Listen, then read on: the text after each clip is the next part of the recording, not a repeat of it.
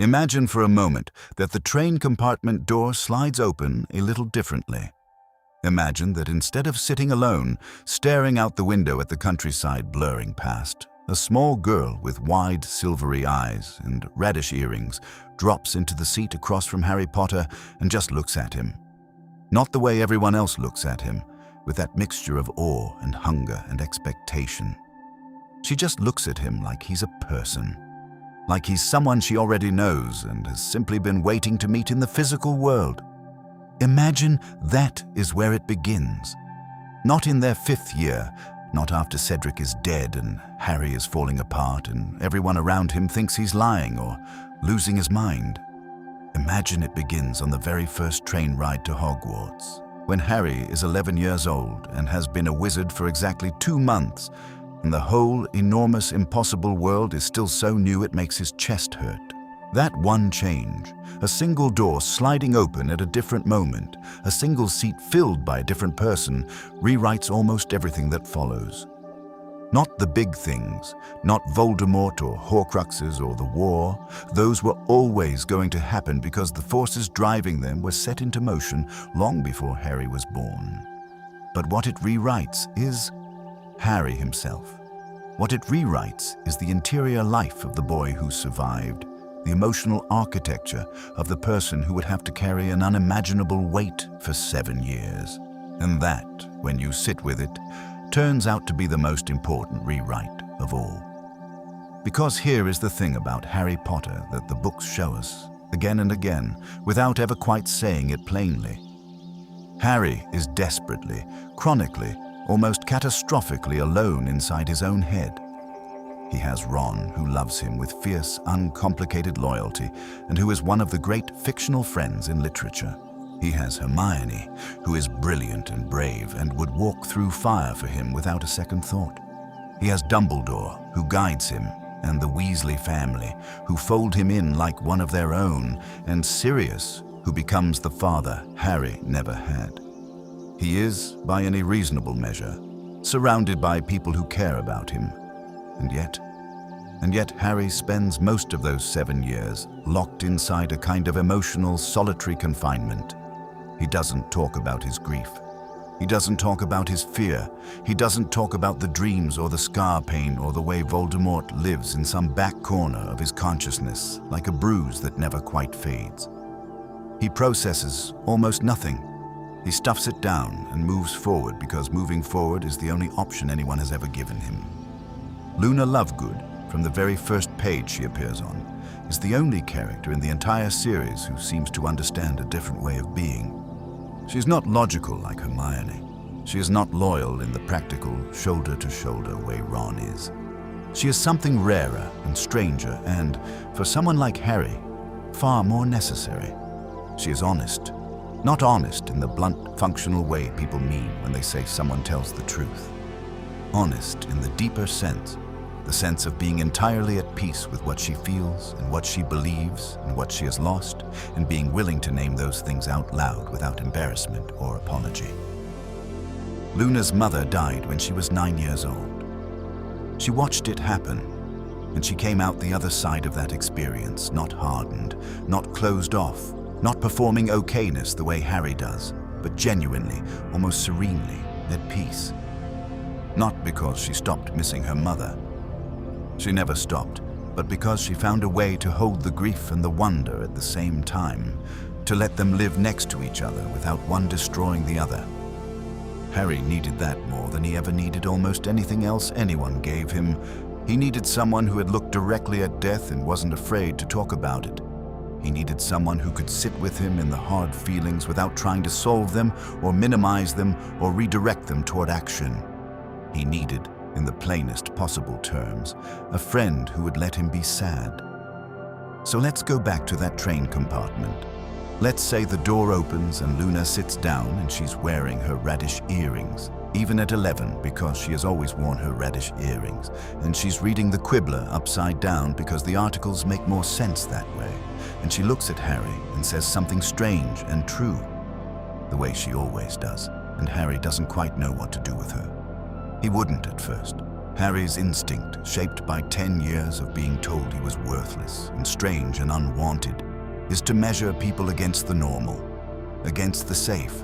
And Luna is not normal. Luna is so far from normal, she's practically orbiting a different planet. But here is what 11-year-old Harry also is, underneath all the defensiveness and confusion. He is someone who has spent his entire life being told he doesn't fit. Being told the things he experiences aren't real. Being told that the inexplicable things that happen around him are not happening. He grew up in a house where his reality was constantly denied, where he was made to feel like the problem, the aberration, the thing that had to be contained and minimized. And then Luna Lovegood sits down across from him and starts talking about creatures no one else believes in, and her mother's experiments, and the way certain kinds of light feel like they're trying to tell you something. And Harry Potter, the boy who has spent a decade having his reality denied, feels for the first time in his life like someone is speaking his language. That's the beginning of it. Not fireworks, not an instant bond announced with dramatic music. Just the quiet recognition that here is someone who lives in the same kind of expansive, inexplicable world that Harry has always secretly suspected was the real one. Now think about what that does to the friendship with Ron and Hermione. Because this matters, and it would be a mistake to skip it. Ron and Hermione are still there. They're still Harry's closest friends in the world. The bond that forms between the three of them over that first year, over the troll in the bathroom and the chess game and the mirror of Erased and the final confrontation in the dungeons, that bond is real and it holds. Nothing about having Luna earlier takes any of that away, but it changes what Harry brings to it. When Harry arrives at Hogwarts with Luna already in his corner, already a presence in his life, he arrives with slightly less of the desperate, clinging quality to his new friendships. He's still enormously grateful for Ron, still enormously drawn to Hermione, but he's not quite so starved. He has already had one person look at him without wanting something from him, and that one experience, even a few weeks of it on a train and in an owlery and in the corners of a castle, gives him just enough of a foundation to stand on that he isn't quite so breakable. In canon, Harry's friendship with Ron has a particular texture to it. Ron is his first friend, his first proof that the world might actually want him in it. And that makes Harry sometimes unable to see Ron clearly, unable to confront the moments when Ron's own insecurities and jealousy put real cracks in their friendship. The Goblet of Fire year is the most dramatic version of this. Ron believes Harry put his name in the Triwizard Tournament, accuses him of it, pulls away for weeks at a stretch, and Harry is devastated in a way that goes beyond ordinary hurt feelings. It touches the deep terror of abandonment, the fear that was installed in him by 10 years in the cupboard under the stairs, the certainty that sooner or later everyone figures out he isn't worth keeping around. In a version of events where Harry has had Luna for 4 years by the time they reach 4th year, that fear hasn't gone away. Fears installed that young don't simply evaporate, but it has been worked on. He has had 4 years of someone who likes him for no reason he can understand, no reason connected to fame or usefulness or the fact that he faced down Voldemort, someone who simply finds him interesting and worth talking to. When Ron pulls away in 4th year, it still hurts. It hurts badly. But it doesn't shatter him in the same way, because he has already proven to himself that he can make and keep a real friend who sees him plainly. The wound is still there, but the bone underneath it is a little stronger.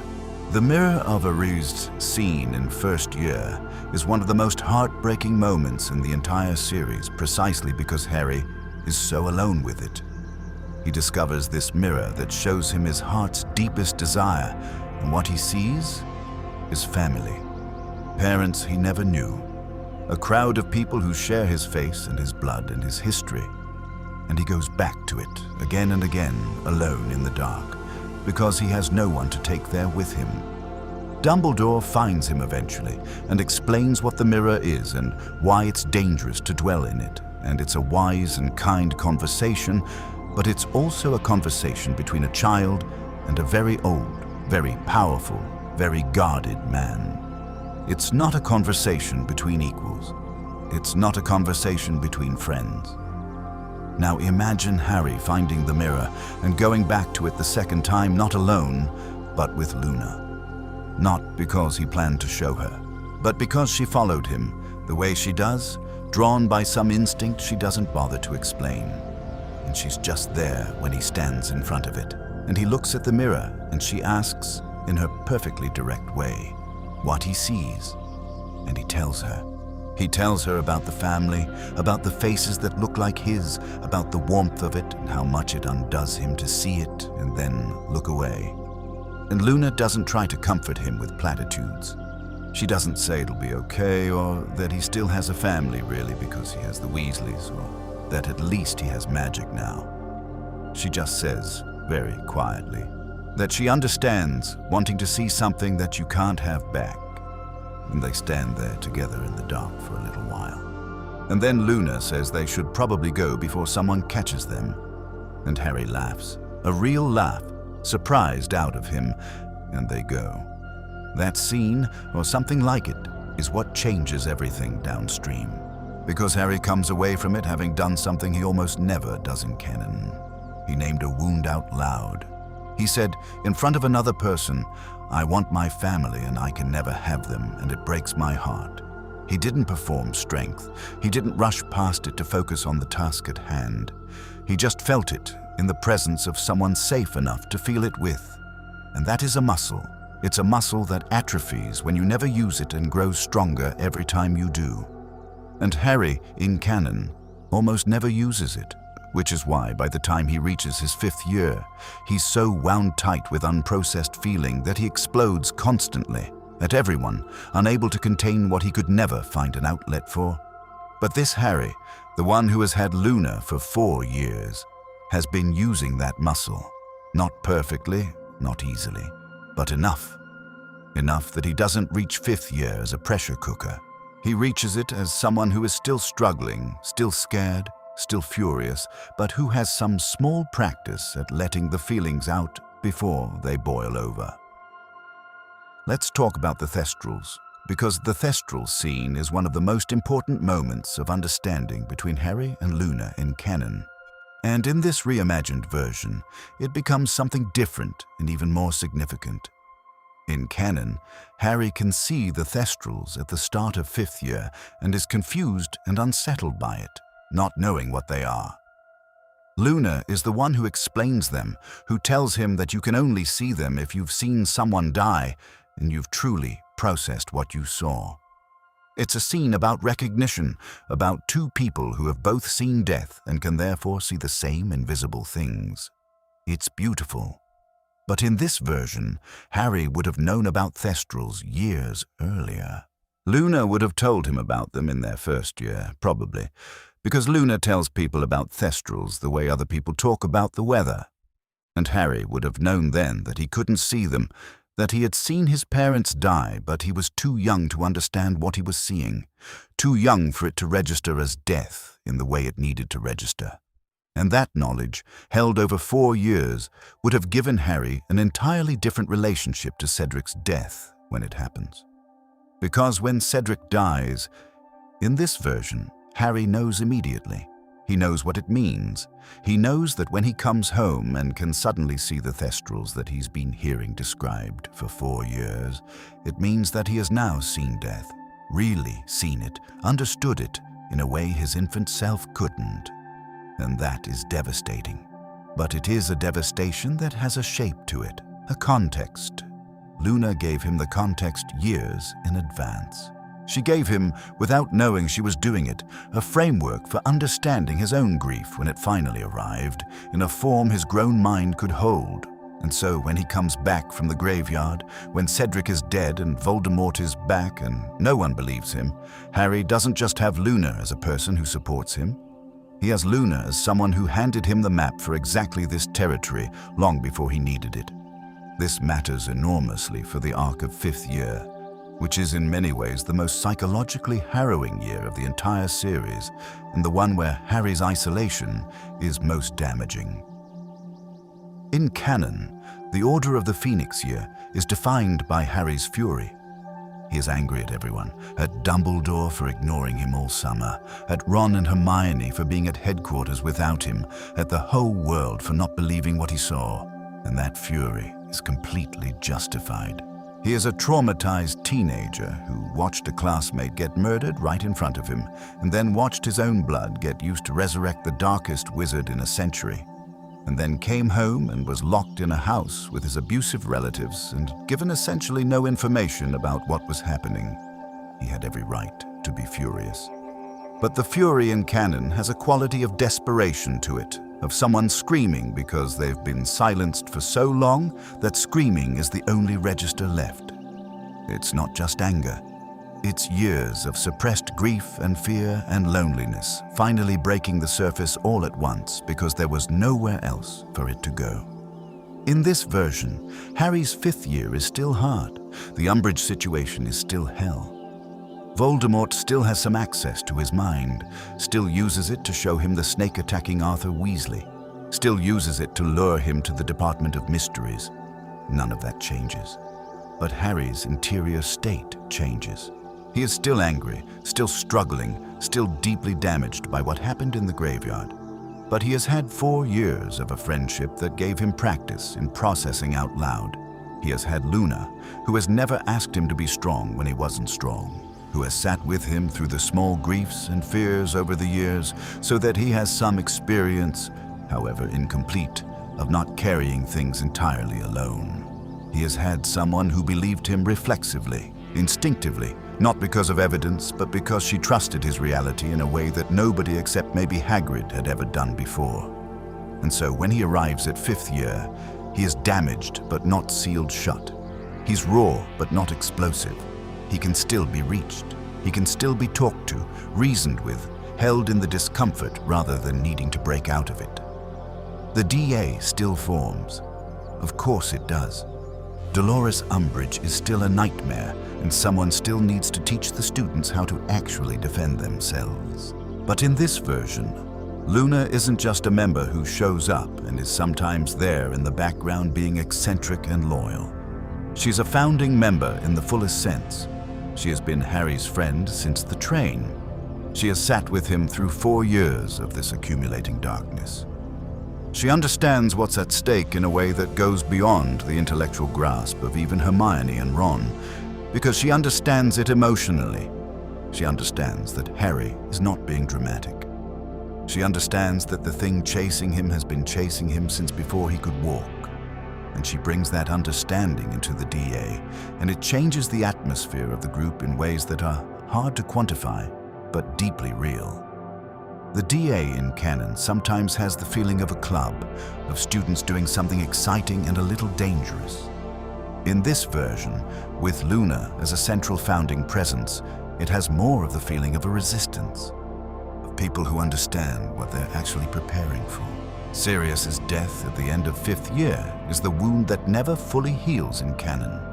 Harry loses the person who was closest to being a father, the person who knew his parents and loved him and wanted to give him a real home. He loses him because of a mistake, because Voldemort showed him a vision he believed without questioning, because he acted before he thought, and he carries the guilt of that for the rest of the series alongside the grief. It is one of the most devastating things that happens to him, and canon handles the aftermath of it in a somewhat rushed way, partly because there are always more tasks, more urgency, more things requiring Harry's immediate functional attention. He doesn't really get to grieve Sirius in the pages that follow. He just has to keep going. In this version, Luna is there after Sirius dies. Really there. She finds Harry somewhere, the way she always does, and she sits with him and she talks to him about her mother. Not in a way that minimizes his grief or compares their losses, but in a way that says, I know something about this. I know what it feels like to lose the person who was supposed to be there and isn't anymore. I know the particular silence they leave. And I'm still here. I'm still talking to you. I found a way through it that wasn't about forgetting or getting over it, just about learning to hold it differently, to carry it in a way that doesn't crush you. She can't give him his grief back in manageable form. No one can do that. But she can sit in it with him, and she can survive it with him. And for Harry, that is more than almost anyone else has ever offered. The thing about Harry's grief for Sirius in canon is that it exists alongside enormous guilt. He got Sirius killed. He made the mistake that led Sirius to the Department of Mysteries. He can't separate the loss from the responsibility, and that compound weight becomes almost unbearable. Luna, if she has known Harry for 4 years, if she has watched him operate and make decisions and struggle with his instinct to rush toward danger without thinking, if she has been gently, persistently, in her strange sideways way, encouraging him to slow down and think and feel before he acts, she would have some groundwork laid already. She wouldn't be able to prevent what happened, but she might, in the aftermath, be able to help Harry see the difference between responsibility and guilt. Between saying I made a mistake and saying I'm fundamentally the kind of person who destroys the people he loves. She would help him sit with the first one and let go of the second one, not because she's a therapist or a philosopher, but because that's just how Luna talks. She speaks the truth of things without decoration, and sometimes the truth, stated plainly, is exactly what grief needs. Now here's a question the story almost never gets to ask. What does Luna get from this friendship? Because we talk a lot about what Harry needs, and he does need a lot. But Luna Lovegood is not simply a support mechanism or an emotional resource. She is a person with her own inner life and her own loneliness. And in canon, she is lonely in a way that's hard to watch. She is believed to have stolen things she didn't steal. Her belongings are hidden by her dormitory mates as a cruel joke. She is called Loony Lovegood by students who find her eccentric and therefore easy to dismiss. She eats alone. She wanders alone. She seems, on the surface, entirely unbothered by all of this because Luna genuinely does not structure her self-worth around other people's approval, which is one of the most remarkable things about her. But she is not immune to loneliness. She says at the end of 5th year that she thinks she'll have a lovely year because she has people she can call friends now, and the way she says it, with that particular soft sincerity, makes it clear that having people to call friends is something she wasn't sure would ever happen for her. Imagine if Harry had been one of those friends from the beginning. Not just any friend, but Harry, who underneath the famous scar and the assigned destiny, is a genuinely curious person. Someone who loves flying not because it's useful, but because it's joyful. Someone who notices things. Someone who, once he trusts you, is completely present with you in a way that's almost unusual for someone carrying as much weight as he carries. Harry, as Luna's friend from the start, means Harry who defends her before other people get to make the cruel joke. Harry who notices that her things have gone missing and goes looking for them. Harry who sits with her when she talks about her mother and doesn't squirm or change the subject. Harry who treats her as the most sensible person in any room, because in the ways that actually matter, she often is. Luna has always deserved a champion. And Harry, who knows what it feels like to be dismissed and belittled and told that the things you experience aren't real, is perfectly positioned to be that champion for her. The 6th year of this reimagined friendship is interesting because 6th year in canon is defined by loss and division, by the deterioration of everything that was holding the wizarding world together, and by Harry's growing obsession with Draco Malfoy and the Half-Blood Prince's potions book. Luna isn't particularly central to 6th year in canon. She's there, she's present, she goes to Slughorn's party with Harry, but the main emotional through lines of that year are Harry and Ginny, and Harry and Dumbledore, and Harry and his mission. In this version, Luna's presence doesn't change those through lines dramatically, but she is an anchor in a year that becomes increasingly unmoored. Dumbledore is pulling further away as he prepares Harry for what's coming. Ron and Hermione are consumed by their own complicated feelings for each other. Ginny is wonderful, but she and Harry are in the uncomplicated early joy of a new relationship, which is its own kind of bubble, separate from everything hard. Luna is the one who will sit in the hard parts with him. Luna is the one who he can tell about the cave and Dumbledore's deterioration and the terrible feeling that everything is converging on something irreversible and terrifying. Luna will listen. Luna will not flinch. Luna will say something strange and exact and true. There is a version of a conversation that could happen between Harry and Luna at some point in 6th year, late at night in some quiet corner of the castle, where Harry, trying to put into words the thing that's been building in him all year, says that he thinks he might have to die. Not as a theory, not as an abstract possibility, as something he feels gathering in him like weather, some sense that the story he's in is building toward a sacrifice, that he can feel the shape of it even without knowing the details.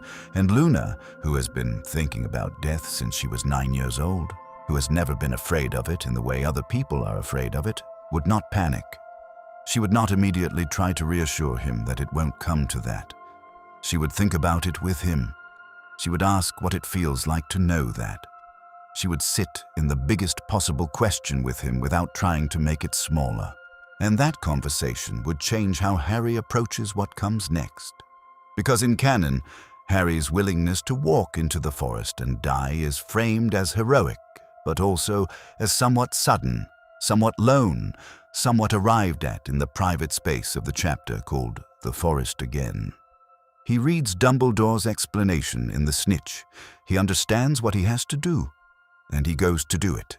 It is beautiful and it is devastating. But in this version, it is less of a surprise to him. He's been preparing for this possibility for years, quietly, without quite naming it, but in conversation with someone who helped him understand that death is not the opposite of meaning.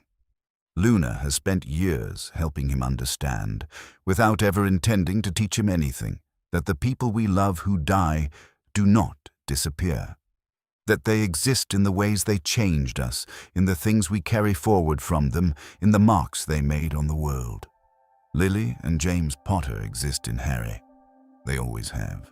And when Harry walks into the forest in this version, he carries them with him in a slightly different way, a more conscious way, a way that Luna helped make possible by just being who she is all those years. Let's think about who Harry is by the time the war is over. In this version, he is still someone who has survived an unimaginable amount of pain and loss and pressure. He is still someone who needs to learn, in the long aftermath, how to live as something other than a target. But he is less closed off than Canon Harry. He has had years of practice at the thing Canon Harry finds almost impossible, which is letting himself be known. He has said out loud to someone who listened without judgment the things that were happening inside him. He has cried, probably in front of Luna, not dramatically, just in the way you cry when you're exhausted and safe. When someone has made it clear that you're falling apart, won't frighten them away. He has been angry in front of her and been forgiven for it. He has been wrong about things and admitted it. He has, in short, been a full person in her presence, rather than the managed, contained, functional version of a person that survival required him to be almost everywhere else. That changes what he becomes after the war. He is still going to have hard years ahead. The trauma doesn't disappear because you've processed some of it. The losses don't become smaller just because you've learned to hold them differently. But he goes into those hard years with better equipment. He goes into them knowing, from long practice, how to ask for help. How to name what he's feeling before it overwhelms him, how to stay in the discomfort rather than running toward action, because action is the only way he knows to make the discomfort stop. And there is something else, something quieter, that this friendship gives him. Luna's particular gift is that she has always seen the world as larger and stranger and more full of meaning than most people can access. She believes things other people don't believe. She follows threads that other people can't see. And Harry, raised to suppress the inexplicable, raised to dismiss anything that didn't fit into the Dursleys' rigidly ordinary world, has a version of himself that is capable of that same expansiveness, but has never been given permission to explore it. Luna gives him that permission, over years of sitting with her while she talks about creatures that may or may not exist, and phenomena that may or may not be real. He becomes, gradually, someone a little more willing to wonder, a little more willing to not know, a little more comfortable in the space between, yes, I understand this and I have no idea what this is, but I'm curious about it. That's a gift that doesn't have an obvious plot application. It doesn't help him defeat Voldemort more efficiently, but it makes him more fully himself. And Harry Potter being more fully himself is, in some ways, the most radical alternative timeline of all. Ron and Hermione's friendship with Harry is not diminished in any of this. It cannot be overstated. They are irreplaceable. The loyalty and humor and fierce intelligence and warmth they bring into his life are things Luna cannot provide and was never meant to. Hermione has saved Harry's life more times than he's probably fully aware of. Ron has been there in the mundane daily fabric of growing up in a way that matters just as much as the dramatic moments. They are his home in a way that is irreplaceable. But they are a particular kind of home. The kind you build with shared experience and daily proximity and the specific bond of having survived things together. Luna is a different kind. She's the friend who helps him understand himself, the one who helps him name what's going on in the parts of him that he's least comfortable looking at. The two kinds of friendship are not competing. They are complementary. Together, Harry with Ron and Hermione and Luna from the beginning is Harry with a complete support system in a way he never quite has in canon. Ginny is worth thinking about here too, because Ginny and Luna are close friends in canon, and in this version, with Luna already central to Harry's life from year one, Ginny would have entered his sphere differently. She has always been there. She's Ron's sister. She's part of the peripheral landscape from the beginning. But with Luna as a constant bridge figure, someone who belongs to both Harry's world and Ginny's world in different ways, the connection between Harry and Ginny might develop more gradually and more naturally. Less of the sudden realization in sixth year and more of a slow, quiet, accumulating awareness. Whether or not this changes where they end up is genuinely uncertain. But it changes the texture of how they get there, and texture matters. There is a moment in canon that is easy to overlook because it's brief and comes in the middle of an enormous amount of action. It's at the end of fifth year, after the Department of Mysteries, after Sirius, after all of it. Harry and Luna are alone together on the Hogwarts grounds, and Luna tells him that the things we lose have a way of coming back to us eventually, though not always in the way we expect. It's a small moment. It's Luna being Luna, which is to say it's Luna being wiser than anyone else in the vicinity without appearing to try. And it comforts Harry in a way that is different from how anyone else comforts him, because it doesn't deny the loss. It doesn't tell him it'll be okay, or that Sirius is in a better place, or that he needs to focus on what he still has. It just says that loss is not the last word, that things circle back, that the universe is larger and stranger and more generous than grief can see from inside it. Imagine that sentiment, that particular quality of comfort and wisdom available to Harry from year one. Imagine it shaping the way he understands every loss that comes his way, from the small losses, losing Quidditch, the Weasley family's gnomes, the gentle passing of ordinary school year things, to the enormous ones. Imagine it building into him slowly, the way water shapes stone, not dramatically but persistently, over years. That is what a friendship from the start would have given him. Not armor, not invincibility, not the ability to avoid being hurt, just the slightly different, slightly more livable shape of someone who has learned to hold hurt without being destroyed by it. Luna Lovegood is the most underrated character in Harry Potter. That is a sentence that a certain portion of readers will push back on immediately, because she has her passionate fans and her fervent advocates. But in the context of the main story, she operates so often in the margins.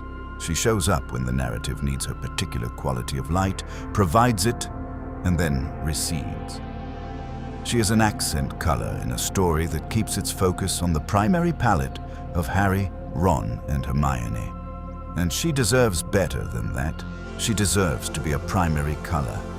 She deserves to be woven into the fabric from the beginning rather than introduced late and used sparingly. Not because the story owed her more screen time, but because Harry owed her more of his story. Because the part of Harry that she activates, the wondering, feeling, grieving, open part, that part is as essential to who he is as his bravery, or his loyalty, or his lightning bolt scar. And it needed someone like Luna to call it into being. The great tragedy of Harry Potter is not that Voldemort was so powerful, or that so many people died, or that a boy had to carry a burden too big for any single person. Those are all tragedies, yes. But the quieter tragedy, the one that hums underneath everything else, is that Harry never quite learned to live. He learned to survive, he learned to fight, he learned to love in his clumsy, fierce, inadequately expressed way. But living in the sense of being present in your own experience, of knowing what you feel and naming it and letting it exist alongside all the other things you feel. That's the thing he never quite got. The thing he came closest to getting in all the moments the narrative allowed him to spend with Luna Lovegood. And if you had given him more of those moments, if you had started the clock earlier, if you had let her be there from the very beginning, Harry Potter might have been, at the end of it all, not just a boy who saved the world, but a boy who got to be in it. That's the thing that matters most about this alternative. Not the changed plot beats, not the slightly different Triwizard Tournament, or the less explosive fifth year, or the more prepared walk into the Forbidden Forest. Those are interesting. Those are worth exploring. But the thing that matters most is simpler and larger than any of them. It's the image of a boy on a train, 11 years old, the weight of the entire magical world already gathering above him like a storm he can't see yet, and across from him, a girl with silver eyes who looks at him and sees a person. Just a person, not a symbol, not a savior, not a tragedy, not a legend. Just Harry. And for the first time in his life, someone knowing who he really is doesn't make him feel less safe. It makes him feel like he might, despite everything, be okay. That's what friendship is supposed to do. That's what the best friendships do. They don't rescue you from your life. They don't rewrite your story. They just make you feel like you're allowed to be in it. Like the messy, complicated, uncertain, grieving, wondering person that you are is not a problem to be solved, but a person to be known. Luna Lovegood knew Harry Potter. In the story we were given, she came to know him too late, in the middle of everything, when he was already so shaped by years of loneliness that being known was almost more than he could stand. But in the story we're imagining, she knows him from the very beginning. And Harry Potter, knowing from the very first autumn that there is someone in this enormous, strange world who sees him clearly and stays anyway, grows up just a little differently. Just differently enough. And that, it turns out, changes everything that matters. Let's slow down and spend more time in the details, because the broad strokes of the argument are clear, but it's the granular texture of daily life that makes a friendship real. And it's the granular texture of this reimagined friendship that would actually change Harry in the ways we've been describing. So let's go back to the beginning again, more slowly this time, and walk through it year by year with more attention to the small moments, the ones that accumulate silently into character. Year one begins with Harry not knowing he's a wizard. It begins with a boy who has spent his whole life being told he is nothing special, nothing worth keeping, nothing that deserves space or food or love or a bedroom that isn't a cupboard. He arrives at King's Cross with Hagrid's instruction ringing in his ears, and he finds platform 9 3/4 by following the Weasley family through the barrier. And then he gets on a train that is taking him to a life he can barely imagine. He is 11 years old, and he has essentially no emotional resources. He has survived by making himself small and quiet and useful. He has survived by not wanting things, or at least by pretending not to want them, because wanting things and not getting them hurts in a way that is unbearable when you're already right up against the edge of what you can bear. He is a child who has learned, as a strategy for survival, to not hope too much. And he gets on this train. And in the version we've been given, he meets Ron, who is kind and funny, and immediately makes Harry feel like maybe being Harry Potter isn't such a bad thing. And this is wonderful and necessary.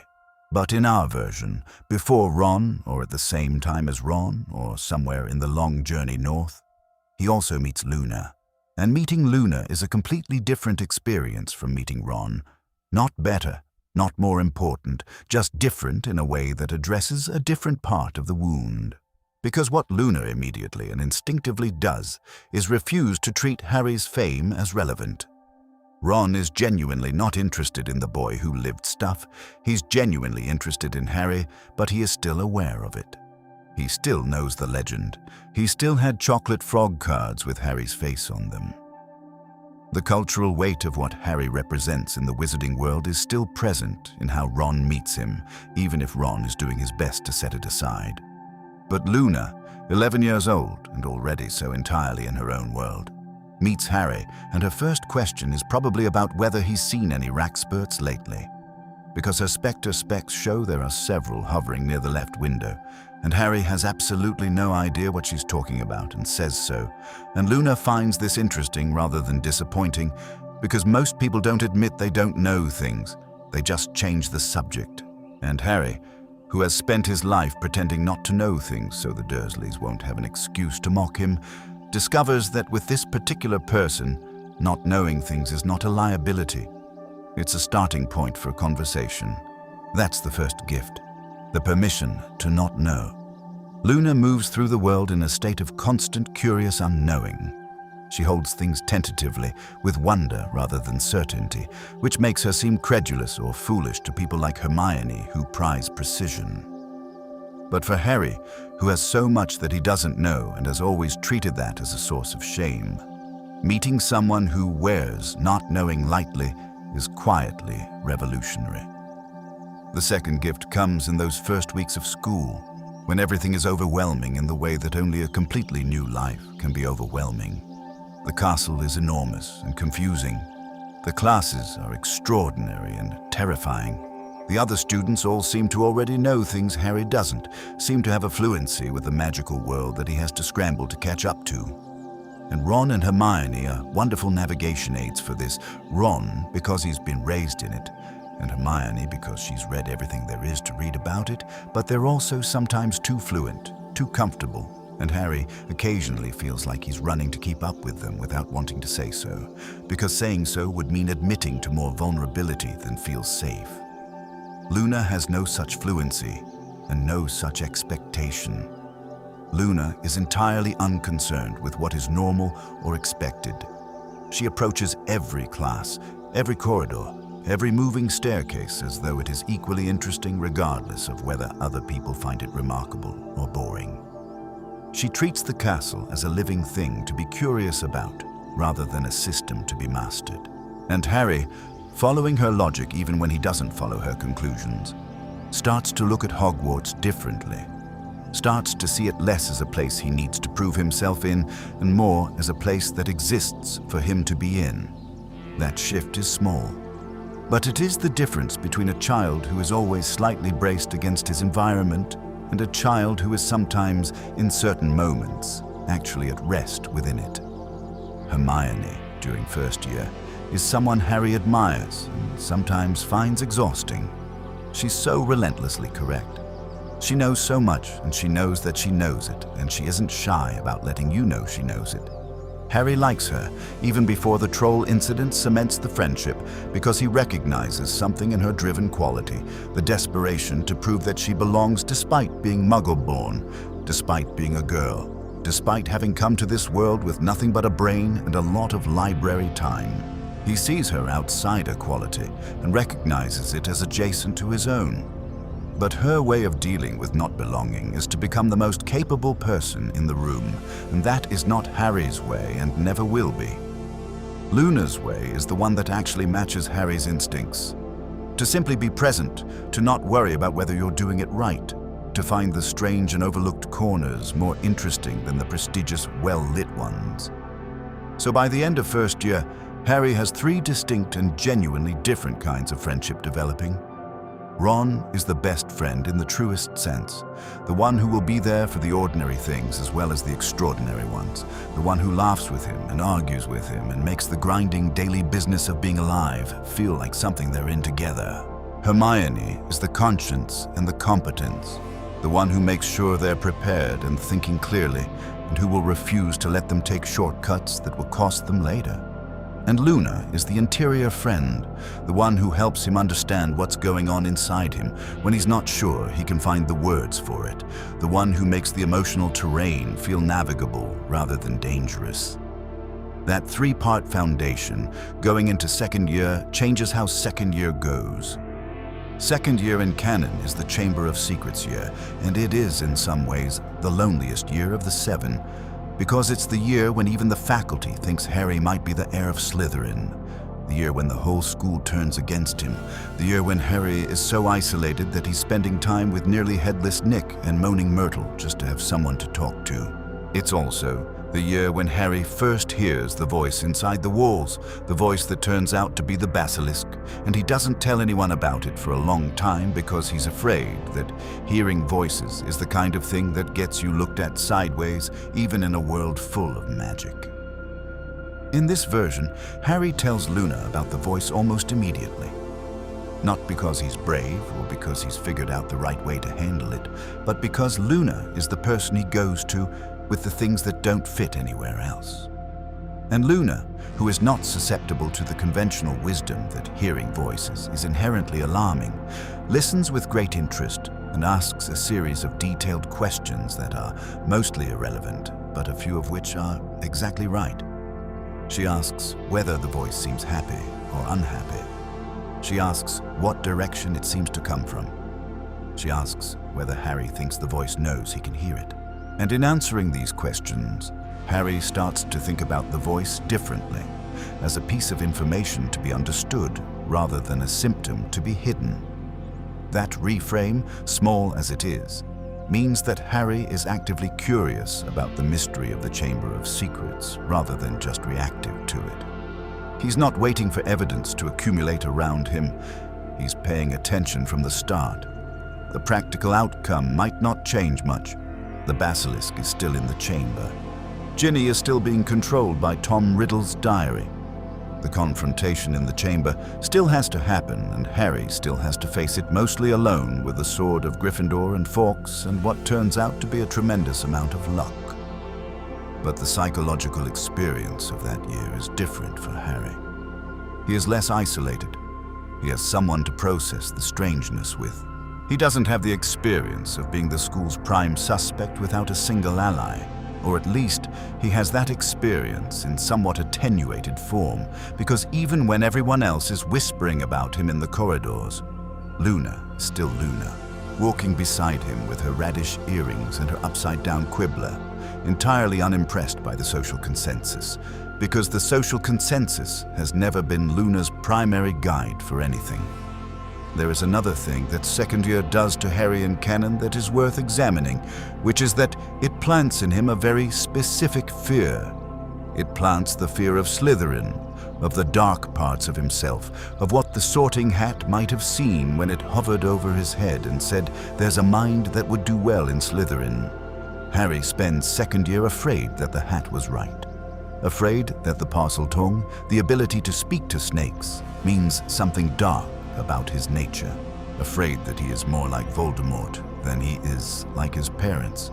And this fear is real and not unreasonable given everything he knows at that point, but it also calcifies into something rigid, into a refusal to examine the parts of himself that feel dangerous, which eventually becomes part of the problem of the fifth-year Horcrux connection, when Harry genuinely cannot tell where he ends and Voldemort begins. Luna, who does not believe in fixed categories of self, who does not believe that what you are at one moment is what you are, always, who has a genuinely fluid and curious relationship with the question of identity, would push back on this fear gently and persistently over years. Not by arguing with Harry's conclusions, but by not accepting the premise that there is a dark Harry and a good Harry, and that the sorting of those selves into separate piles is the most important work. She would be more interested in what Harry thinks and feels and wants and wonders than in whether it puts him in the right category. And that interest, sustained over years, gradually loosens the grip of the fear. It doesn't eliminate it, but it changes its quality from a terror of self to a curiosity about self, which is, it turns out, a much more useful relationship to have with the complicated parts of who you are. Third year brings Sirius and Lupin and Dementors, and it is the year that in many ways contains the most beauty alongside the most darkness. Lupin is the greatest defense against the dark arts teacher Hogwarts had in 7 years, and his lessons on Boggarts and the Patronus charm are among the most genuinely pedagogically interesting things that happen in the entire series. The Patronus charm itself is one of the most resonant pieces of magical world-building in the books. The idea that the thing that repels the soul-draining darkness of a Dementor is a fully embodied, powerfully held happy memory is quietly profound. It's magic that works by asking you to be fully present in your own joy. Harry's Patronus is a stag, his father's animagus form, the symbol of James Potter, the father Harry never knew, conjured from the depths of his own magic as the thing that stands between him and obliteration. That's beautiful. It's one of the most beautiful things in the series. But in canon, it takes Harry a very long time to produce a Patronus at all, and Lupin has to work with him at length to get him there. And part of what makes it difficult is that Harry's access to truly happy memories is limited in a way that is itself heartbreaking. He has had so little uncomplicated joy. His happiest memories, the ones strong enough to power a Patronus, are mostly things like finding out he was a wizard, or flying, or Ron and Hermione being his friends. These new things, these things from the past 2 years. There isn't much further back than that. In this version, by third year, there are more happy memories. There are 4 years of conversations with Luna in the particular half-light of the Hogwarts grounds. 4 years of being seen clearly and liked for it. 4 years of laughter that surprised him out of his vigilance. There is a specific kind of happiness that comes from feeling truly known, and Harry has been accumulating that happiness for years by the time he faces his first Dementor. His Patronus still comes from a deep place. It still takes effort and practice to produce. But the reservoir he's drawing from is fuller, and that matters. In magic, as in everything else, you can only give what you have. The Patronus also functions as a symbol of something in the context of this friendship. Because the way the charm works, you have to identify and hold the happiest memory you can access. You have to become it, to be fully inside it rather than just thinking about it from a distance, and that process of being fully inside a happy experience rather than observing it from the outside is exactly what Luna has been teaching Harry to do, without knowing she's teaching him anything. Luna is fully inside every experience she has. She doesn't watch her own life from a protective distance the way Harry tends to. She's present in it, completely, for better and for worse. And Harry, spending years in her company, picks up some of that quality.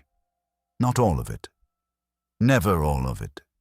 He still has his watchful, guarded instincts that a lifetime of the Dursleys installed in him. But enough. Enough that when he needs to reach for a truly embodied happy memory, he has some practice at the reaching. Sirius's arrival in third year, in this version, is still the earthquake it is in canon. The revelation that he's Harry's godfather, that he loved Harry's parents, that he's been falsely imprisoned for 12 years for a crime he didn't commit, that Peter Pettigrew is the actual traitor and has been living as Ron's rat for the entirety of Harry's Hogwarts career. All of that is still an enormous, disorienting upheaval. And Harry still goes through the emotional whipsaw of hating Sirius, then understanding him, then desperately wanting to go live with him, then losing that possibility when Pettigrew escapes and Sirius is caught again. That sequence is too deeply embedded in the plot mechanics to change substantially. But there is a conversation that happens after, in the quiet weeks before the end of term, where Harry is grieving the loss of the future with Sirius that he almost had. And in our version, he has that conversation with Luna. He tells her about the fantasy that grew in him so fast, the image of a real home, of Sirius's flat, of not going back to Privet Drive, of having a person whose first obligation was to him rather than to tolerance of him. And he tells her how it feels to lose something you only had for about 6 hours. Luna, who understands loss with her whole body in a way that goes beyond intellectual understanding, sits with this in her particular way. She doesn't say the right thing exactly. She never says the right thing exactly. She says a slightly sideways thing that lands in a different place than you expected and turns out to be exactly what you needed, which is its own kind of rightness. She says something like, "Having wanted something that you don't get to have doesn't mean you did something wrong by wanting it," which seems obvious, which is, in fact, obvious. But it is not obvious to Harry, who has been made to feel for his entire childhood that wanting things is itself a kind of trespass, a kind of greediness that deserves punishment. Luna naming this out loud, plainly, without drama, without making it into a lesson, just saying it the way you'd state any other true thing, files something down in Harry that had been sharp for a very long time. 4th year. The Tri-Wizard Tournament. Harry's name comes out of the Goblet of Fire, and the entire world, which had only just started to feel navigable, tips sideways again. The way the school responds to Harry's name being called is one of the most sociologically accurate things in the entire series, the way a population that has been friendly and even reverent can turn suspicious and resentful practically overnight when the circumstances shift. People feel cheated. They feel that Harry found a way to get into something he wasn't supposed to be in, to get an advantage, to be special again in a way that costs everyone else.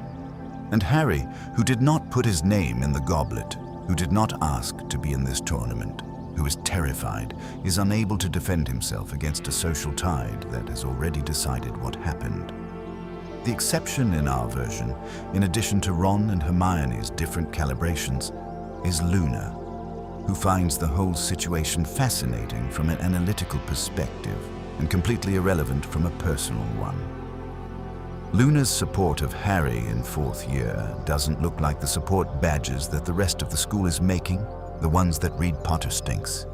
It doesn't look like visible public championing. It looks like the two of them sitting somewhere in the castle, and Luna asking Harry what he actually knows about the tournament's rules and tasks, because she's been reading about Tri-Wizard history, and there are several interesting precedents.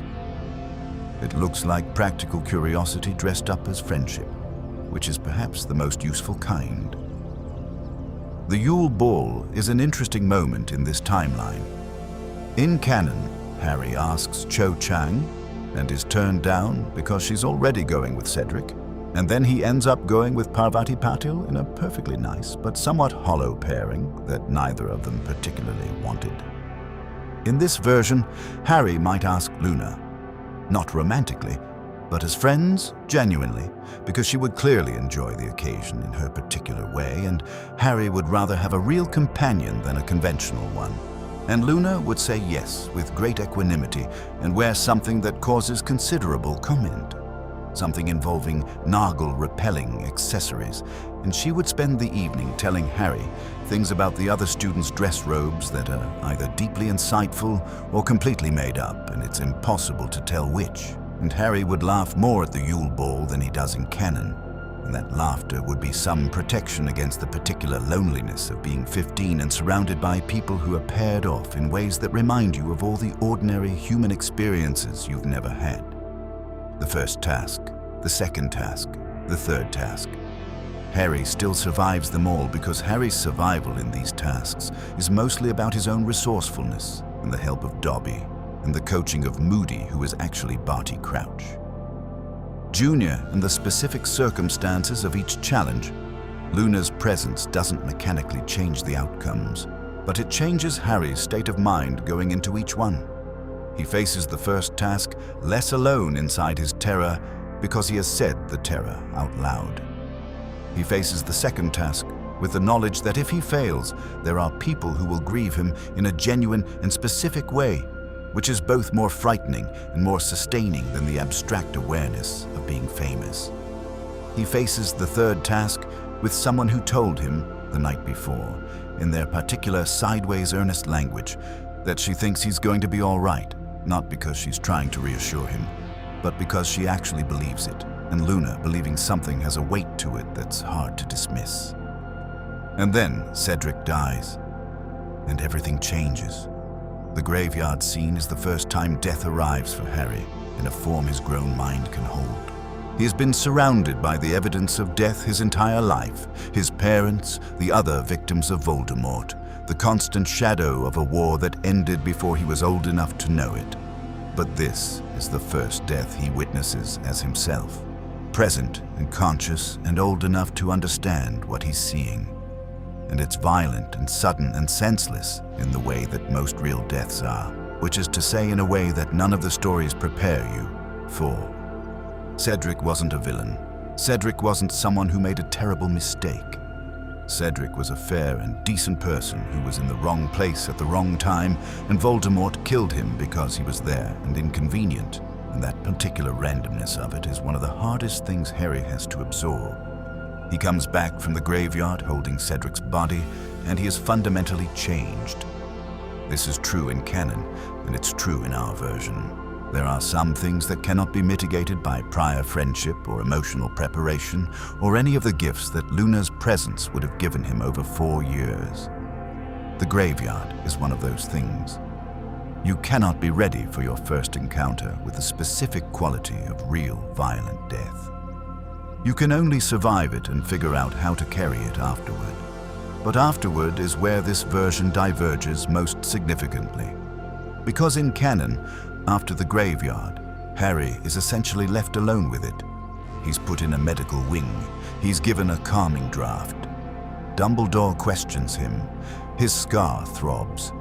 And then eventually the term ends and he goes back to the Dursleys and he is alone with it all summer, ruminating, not sleeping, writing letters to Ron and Hermione that don't say the real things because the real things don't fit in letters, and also he's afraid of what they might say back. He is alone with the image of Cedric's open eyes and Voldemort's snake face and the graveyard's cold and the terrible moment when he had to choose whether to take Cedric's body back or leave it there. In our version, Luna finds him, or he finds her. However it happens, they are together in the aftermath, and Luna, who has been carrying her own death for 9 years, who has sat with Harry through 5 years of small griefs and taught him by example that feelings are survivable if you let yourself have them, is exactly the right person to be with Harry in the immediate aftermath of the graveyard. She does not have the right words. No one has the right words, but she has the right quality of attention, which is to say she is completely present, completely unafraid, completely willing to sit in the wreckage of what happened and not try to fix it. She can witness it. And being witnessed in your worst moment by someone who doesn't flinch is one of the most healing things one person can do for another, even though it involves no advice, no solutions, no particularly illuminating observations. Just presence, just the refusal to look away. This changes how Harry enters 5th year. In canon, he enters 5th year like a compressed spring, like something wound so tight that any pressure at all causes a violent release. He is explosive, reactive, difficult to reach. This is not a character flaw. It is the predictable result of a traumatized child being given no support for processing his trauma over an entire summer. In our version, Harry has had some processing. Not enough. You can never have enough with this particular weight, but some. Enough that he enters 5th year less brittle. He is still damaged, he's still angry, he still has a direct line to Voldemort's mind that no one fully understands or knows how to close. But he is reachable, he is talking. He is, in the fundamental sense, still connected to the people who love him rather than isolated inside the emergency of his own experience. Dolores Umbridge is still awful in any version of events. She is one of the great literary villains precisely because her evil is so recognizable, so bureaucratic, so wrapped in the language of order and authority. She doesn't need Harry to be emotionally compromised to be a horror. She would be a horror to any child who had to sit in her classroom and write lines in their own blood. But Harry's response to her is calmer in this version. He still stands up to her. He still refuses to say what she wants him to say. He still maintains, stubbornly and at great personal cost, that Voldemort is back and that Cedric's death was real, and that the truth is not negotiable just because it's inconvenient for the Ministry. He is still brave, but he's brave in a more calculated way, in a way that spends less energy and achieves better outcomes, because he has had 5 years of Luna's companionship teaching him that the things other people dismiss as impossible or hysterical might be true, and that staying calm in the face of dismissal is a more effective strategy than escalating. The DA forms around Harry's refusal to be silenced, and in this version, it forms with Luna as a founding member whose influence shapes its atmosphere from the start. The DA in canon sometimes has a particular quality of urgency to it, of students learning defense in a vacuum, learning the spells, but not quite able to see what they're preparing for because the reality of the war hasn't become fully real to them yet. Luna, who lost her mother to a magical accident and who has spent her whole life taking seriously the things other people dismiss, who has spent 5 years being Harry's companion in taking seriously what other people dismiss, brings a different quality to the group. She brings an awareness that this matters, not as a club activity, as a real preparation for a real thing that is coming. And that quality spreads from her, quietly, into the room, and changes how people practice. The moments in the DA where Harry teaches are different in this version too. Harry has always been an instinctive teacher, has always been able to access the student's perspective because he's been a student of everything without ever having any formal instruction until Hogwarts. But in this version, he's also been taught by years of Luna's companionship how to be patient with ways of understanding that are different from his own. Luna's mind doesn't work like Harry's or like Hermione's or like anyone else's, and spending 5 years in her company has taught Harry how to follow a line of thinking that doesn't look like the line of thinking he'd pursue himself, how to not assume that the person who sees things differently is wrong, how to hold open the possibility that they're approaching the same truth from a different angle. That quality, brought into the DA, makes Harry a better teacher, more patient, more able to meet each student where they are rather than where he thinks they should be. Occlumency with Snape is still a disaster. Some things resist the improving power of friendship. Severus Snape's enmity toward Harry is too deep and too complicated and too bound up with Snape's own unresolved grief for Harry's father to be significantly affected by anything Harry's emotional state might change. The lessons are still hostile, still humiliating, still ultimately ineffective at keeping Voldemort out of Harry's mind. But in this version, Harry has someone to debrief with after each session. He has Luna, who is entirely uninterested in Snape's authority or reputation, to sit with him and listen to what happened and ask her peculiar sideways questions, and that process of narrating his own experience back to someone who is interested in it helps him understand it better than he otherwise would. He may not be able to close his mind, but he understands more clearly what's happening when Voldemort pushes into it, and understanding is the first step toward managing. The night of the Department of Mysteries, when Voldemort shows Harry the vision of Sirius being tortured, Harry's response is still to go. He is still going to go in any version of this story, because that is who Harry is. He is someone who cannot leave someone he loves in danger if there is anything he can do about it.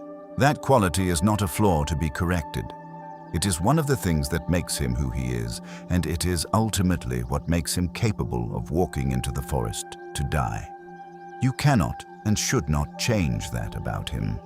What you can change is the degree to which he's thought about it in advance.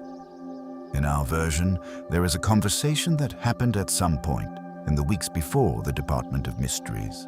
Not about the Department of Mysteries specifically, because Harry doesn't know that's where things are headed, but about the general question of what Harry would do if someone he loved were in danger and he had a choice between the safe option and the dangerous option. And Luna would have said, without judgment but with her particular clarity, that she thinks Harry already knows what he'd choose, and that knowing that about yourself in advance is useful, because it means you can choose it consciously rather than reactively, and choosing it consciously gives you a chance to do it better. That conversation, held weeks before it's needed, changes something small but real in the way Harry processes the vision and acts on it. He still goes, but he goes with slightly more of himself present and slightly less of the blind rush of pure reactive emotion. He goes having already, in some sense, made the decision consciously rather than letting the decision make itself. Sirius still dies. The veil is still there and Sirius still falls through it, and nothing, no prior emotional preparation, no amount of friendship or processing or talking things through makes that not happen and not devastating. Harry's grief and guilt in the aftermath of the Department of Mysteries are real and enormous and not significantly mitigated by anything we've described, because some losses don't submit to mitigation. You can carry them better. You cannot make them smaller. But in the immediate aftermath, when Harry is destroying Dumbledore's office and screaming and unable to contain the enormity of what he's feeling, he eventually stops. And eventually, at some point in those awful days after, he finds himself with Luna. Not dramatically, not with any announcement. She's just there, the way she always is, having found him with whatever internal compass she uses to navigate toward the people who need her. And she talks to him about her mother. Not because she thinks it's comparable or because she's trying to draw a lesson from it, but because she has found, over the years, that when she's with Harry and something enormous has happened, talking about her mother helps. Naming the loss helps. Saying out loud that the person who was there isn't there anymore, and that this is real and it happened and it will always have happened, helps. Not because it reduces the grief, but because it gives it form. And grief without form is a flood. Grief with form is a river, still moving, still powerful, but it has banks. 6th year, and Dumbledore is dying. He knows it, and Harry eventually knows it, though neither of them says it plainly, because saying it plainly would require both of them to be more honest about what's coming than either of them is ready to be at any given moment. The cave scene, where Dumbledore drinks the potion, is one of the most harrowing scenes in the entire series. Harry has to keep feeding Dumbledore the potion even as Dumbledore begs him to stop. Even as the potion causes Dumbledore to relive something terrible, and Harry has to stay present and keep doing the thing that is hurting someone he loves because stopping would hurt them more. It is a scene about a very specific kind of courage. The courage to stay in an unbearable situation and keep doing the hard thing, and it is the kind of courage that comes from practice. From being able to stay in difficult feelings without immediately fleeing them or shutting them down. Harry has been practicing that with Luna for 6 years. He comes back from the cave to find the dark mark over Hogwarts, and Dumbledore falls from the astronomy tower, and the year ends in catastrophe, as these years tend to do. And Harry, who loved Dumbledore in the complicated way you love someone who has asked too much of you and guided you imperfectly and told you things too late and still somehow been the closest thing to a wise and caring adult presence that you've ever had, is devastated in the particular way that is specific to losing someone you are still angry with. He hadn't finished being angry at Dumbledore. There were things he still wanted to say, things he still needed to understand. And now, the conversation is over, and it will always be over, and that specific door is closed forever. Luna, whose relationship with death is one of genuine and unsentimental acceptance, who has had years to make peace with the idea that conversations end before they're finished, and that some things never get resolved, and that this is part of what being alive means, sits with Harry in this particular grief in a way that no one else quite can. Not Hermione, who loved Dumbledore but has a harder time with incomplete emotional resolution. Not Ron, who grieves Dumbledore as a leader and a symbol, but hasn't had the same intimate, complicated relationship with him that Harry has. Luna sits with the part of it that is about the unfinished conversation, the things unsaid, the anger that has nowhere to go now. She doesn't resolve it, but she makes it slightly less like being buried alive.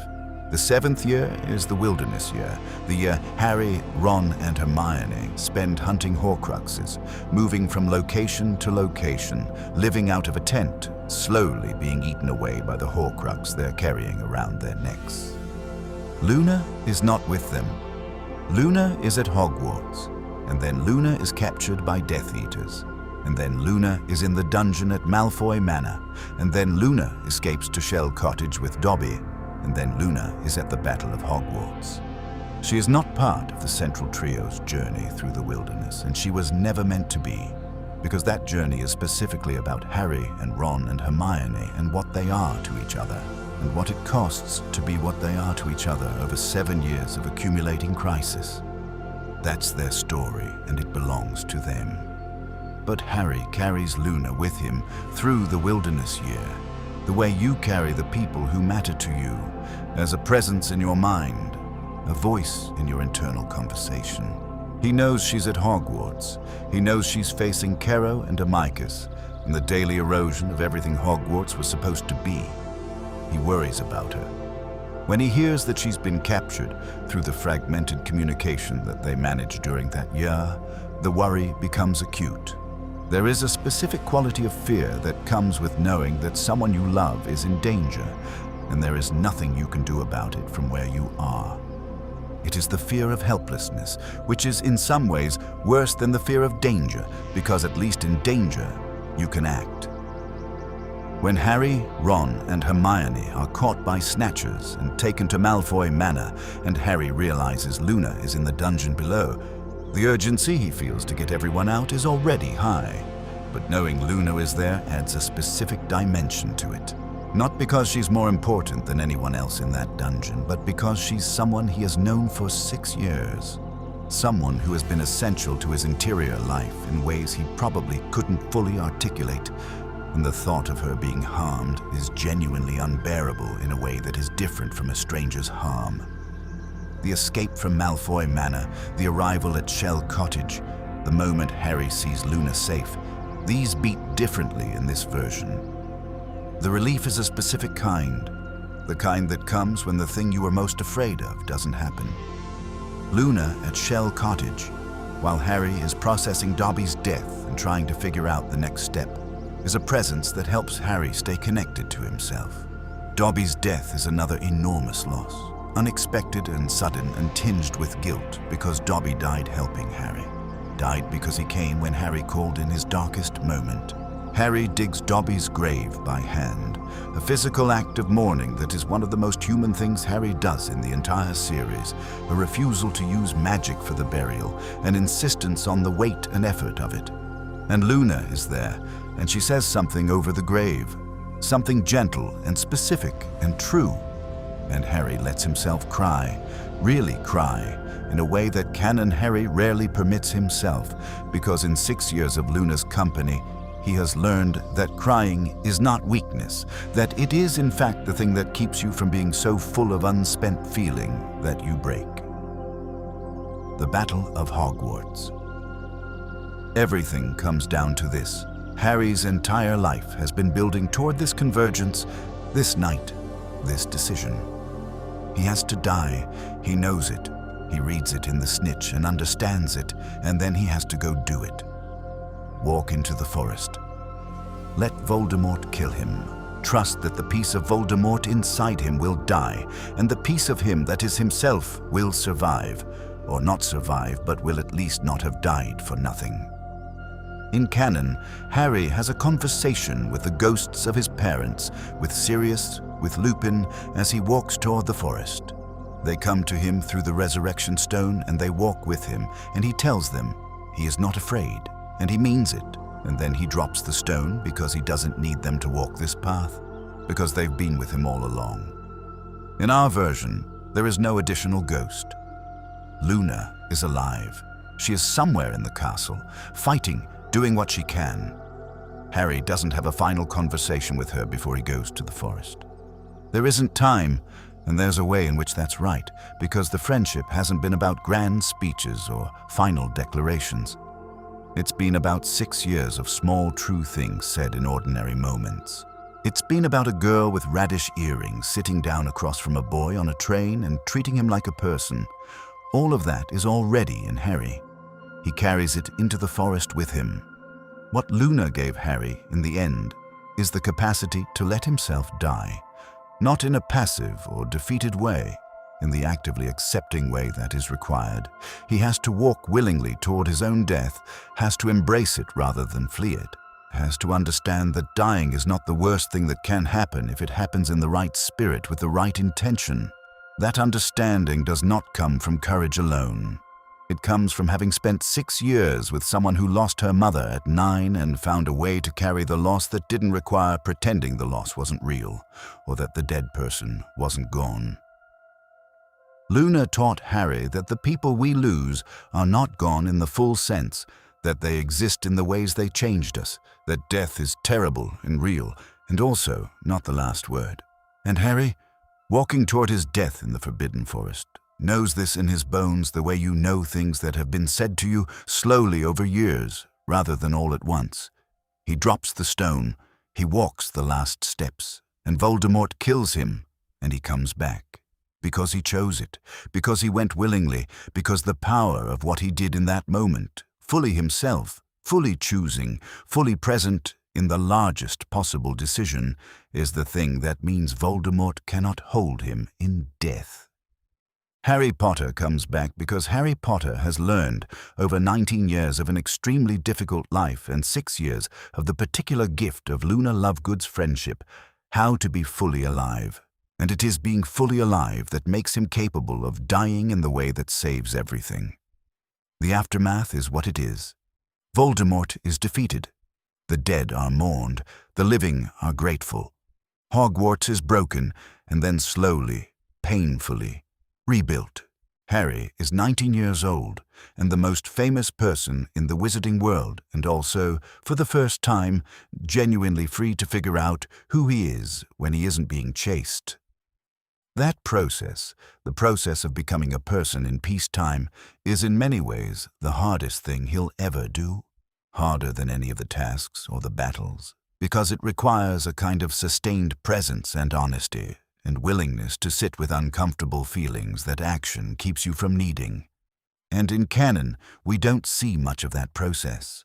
The epilogue shows us Harry 19 years later, with children of his own, content in the way that surviving something enormous and then building an ordinary life afterward is its own form of triumph. But in our version, Harry goes into that peacetime with the friend who has always been best at sitting with him in the complicated feelings. Luna is there.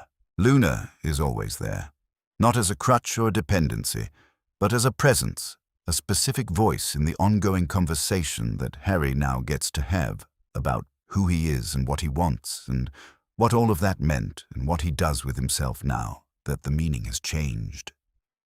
Luna is probably doing something no one else is doing with her life. She's probably searching for creatures that may or may not exist in places that are difficult to access, for reasons that are unclear to everyone but her. She's probably writing for the Quibbler. She's probably corresponding with Harry in letters that are mostly about things that are happening in the world, but contain, buried somewhere in the middle, a few lines that are so specifically right about what Harry is going through that he reads them 3 times and then folds the letter very carefully and keeps it somewhere. That's the friendship. That's always been the friendship. Not grand and not dramatic, and not the kind that gets recorded in history books alongside the defeat of Voldemort. Just 2 people who found each other when one of them was 11 years old and sat down across from the other on a train, and who have been finding each other again and again in the ordinary and extraordinary moments of a life ever since. Luna Lovegood believed in things other people found ridiculous. She believed in creatures that mainstream wizarding society had declared non-existent. She believed in Harry Potter when half the school thought he was lying and the other half thought he was delusional. She believed that death was not the end of the people we love, but just a change of state, a different kind of presence. She believed that the things worth paying attention to were often the things everyone else was deliberately not looking at. And one of the things she believed in, from a train compartment going north through the English countryside, was a boy with a lightning bolt scar and green eyes who hadn't yet learned that he was allowed to be who he was. She believed in him quietly and persistently, and without needing him to be anything other than exactly what he was, which is the most radical thing one person can believe about another. And Harry Potter, who had spent 11 years being told he was nothing, was permanently changed by it. Not into someone perfect, not into someone who stopped making mistakes or running toward danger or carrying too much inside him for too long, but into someone who knew, at the cellular level, in the place that survives even killing curses, that he was worth believing in. That's the story we didn't get. That's the Harry we could have had. And maybe that's why this question, posed as a simple "what if?" turns out to have such a surprisingly large answer. Because the story of Harry Potter has always been, underneath everything else, a story about a child who needed to be seen. And Luna Lovegood was always the person in the story who was best at seeing. She just arrived too late. And so we imagine her arriving sooner. We imagine the compartment door sliding open. We imagine radish earrings and silver eyes and an upside-down magazine and a question about rack spurts. We imagine Harry, 11 years old and empty-handed and arriving at the beginning of his life, looking up at this strange and particular person and feeling, without knowing why, that something important is happening. Something was.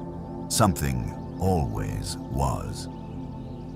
Let's think about something we haven't fully explored yet, which is the texture of how this friendship actually functions on an ordinary Tuesday. Because we've been talking about the pivotal moments, the grief and the losses and the crises, and those are real and they matter. But friendships don't live only in their pivotal moments. They live in the long ordinariness between them. They live in the Tuesday evenings in the library and the Saturday mornings by the lake and the Sunday afternoons with nothing particular required of anyone. And it's in those ordinary moments that the real work of a friendship happens. The slow accumulation of knowing someone, the gradual building of the particular language you develop with a specific person, the way you begin to understand their silences as well as their words. Harry and Luna on an ordinary Tuesday would look something like this. Harry would be trying to finish an essay, because there is always an essay. And he would be at a table in the library, or in a quiet corner of the common room, or outside on the grounds if it's warm enough. And Luna would appear. Not dramatically. Luna never appears dramatically.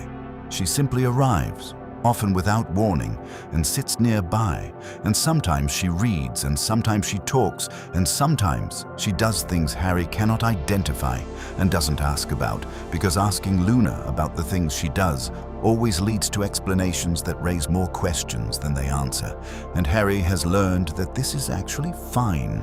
That there are people in the world whose inner life is interesting precisely because it is not entirely legible. And being with someone whose inner life you can't fully read is not the same as being with someone you can't trust. Luna would open her copy of the Quibbler. She might read something out loud. She might read something in her head and then say, without preamble, a sentence that is clearly connected to whatever she was reading, but which sounds entirely context-free to Harry.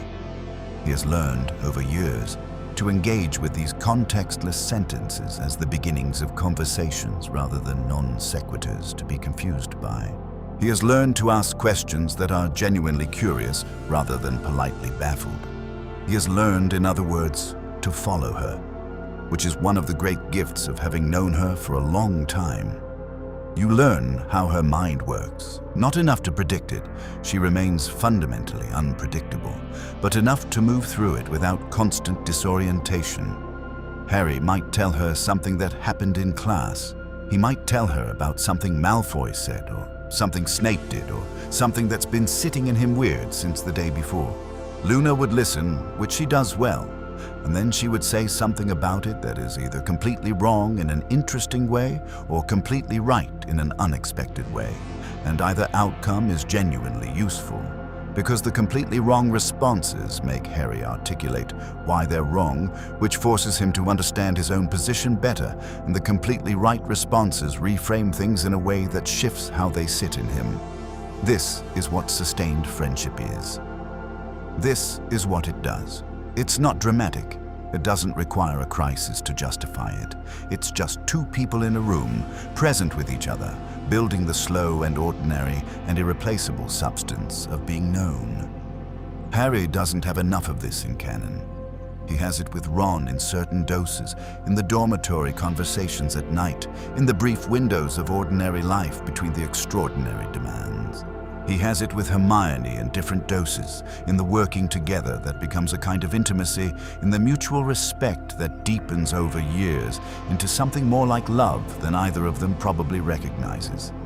But there are large parts of Harry's interior life that neither Ron nor Hermione fully reaches, not because they don't care, but because they are too involved in the same extraordinary circumstances to be able to offer the specific quality of outside perspective that Harry sometimes needs. Luna, who is adjacent to his life rather than at the center of it, who is affected by everything that's happening but not swept up in it in quite the same way, offers the outside perspective. She is, in the vocabulary of contemporary psychology, a person who can help Harry regulate, who can help him come back to himself when he's been pulled too far from his own center by the forces bearing down on him. We should talk about Harry's relationship with anger because it's one of the things most in need of attention and most obviously shaped by who he has around him. Harry is an angry person. This is not a criticism. Given what he has experienced, given who has been done to him and around him, he would be deficient in some essential way if he were not angry. The anger is appropriate. The anger is, in fact, healthy evidence that Harry has not entirely dissociated from his own experience.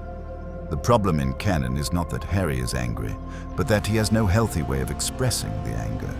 He's been made to suppress it for his entire childhood by the Dursleys who punished him for any display of strong emotion, by a world that needed him to be the boy who lived rather than a boy who is sometimes furious and frightened and doesn't know where to put it. And so, the anger accumulates and then it releases all at once, explosively, at whoever is nearby, and Harry feels terrible about it afterward, which adds guilt to the anger, which means the next time it accumulates even more before it releases. Luna doesn't take Harry's anger personally when it isn't about her, which is most of the time. She has a quality of not receiving things into herself that weren't meant for her. That is partly her psychological makeup and partly the result of having spent years as the person everyone dismisses and mocks. Years of having learned to not let other people's treatment of her become her internal reality. She is, in a very specific sense, non-porous where Harry's anger is concerned. It doesn't wound her because she doesn't interpret it as about her. And being with someone who doesn't flinch when you're angry, who doesn't immediately need you to manage your anger to make them feel safe, is enormously releasing. It gives Harry permission to be angry around her without it becoming a whole event. He can say he's furious about something in her presence, and she will respond to the content of what he's saying rather than to the volume of it. And that response will sometimes be useful and sometimes be completely beside the point, but either way it will take the anger seriously, as information rather than treating it as a problem to be managed. Over time, that experience changes Harry's relationship to his own anger. He doesn't stop being angry. He doesn't transform into some serene being who floats above the provocations of his environment. But he learns to metabolize anger rather than storing it. Learns to let it move through him rather than compressing it into something that explodes. He learns that you can be angry about something and also be curious about it and also feel sad about it and also still love the people involved. That all of those things can be true at once and that none of them has to cancel the others out. That emotional complexity, the ability to hold more than one feeling about something at the same time without needing to resolve the contradiction, is something that doesn't come naturally to a lot of people and that Harry specifically has almost no practice with in canon. Luna, who holds more simultaneous feelings about everything than almost anyone, and who never seems troubled by their coexistence, teaches this without knowing she's teaching anything. Let's think about Neville Longbottom for a moment, because Neville's arc and Harry's arc are connected in interesting ways, and in this alternative timeline they become connected in a slightly different way. Neville in canon has a particular relationship to Luna that is kind and genuine, but somewhat overshadowed by how late it develops. They're paired off in the more action-oriented moments of the later books. They fight together in the DA. They're both members of the group that goes to the Department of Mysteries, and eventually their connection is one of the warmest and most clearly drawn in the ensemble. But in this version, if Luna has been Harry's close friend from year one, Neville would have entered that circle differently and earlier. Luna has always had a quality of perceiving people's worth before they've demonstrated it, and Neville, who doesn't demonstrate his worth in the obvious ways until much later, would have been seen clearly by Luna very early. Harry, influenced by Luna's perception of Neville, might have been a more consistent champion for him throughout the years, more likely to include him, less likely to unconsciously treat him as a secondary figure in the group. And this matters because Neville is not a secondary figure. Neville's arc is one of the great stories in the series, the story of a boy who was told he was a failure by the person whose opinion mattered most, his grandmother, and who internalized that verdict for years before finding his own version of courage and proving to himself and everyone else that the verdict was wrong. That arc benefits from having people who see the worth earlier. Luna would have seen it immediately. Harry, through Luna's eyes, would have seen it sooner than canon allows. And Neville, having two people like Harry and Luna in his corner from earlier in his Hogwarts career, would have reached the later years of his arc with slightly more of a foundation under him.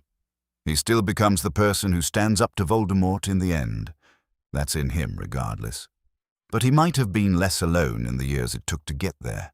The relationship between Harry and Draco Malfoy is one that Luna's presence doesn't fundamentally change, because the enmity between them is structural and goes back to forces that predate their relationship with each other. Families on opposite sides of a war, ideologies that are mutually exclusive, and the specific personal injury of Draco's cruelty toward people Harry loves. But Luna gives Harry a slightly different lens on Malfoy, not a sympathetic one exactly. Luna is not naive about cruelty. She has been on the receiving end of it for years, and she does not romanticize it. But she has a way of seeing people that is not entirely defined by their worst impulses, and that way of seeing, absorbed into Harry over years, means that when Harry starts to notice in 6th year that something is wrong with Malfoy, that he's frightened and desperate, and operating from a place of coercion rather than enthusiasm, Harry can process that observation rather than dismissing it.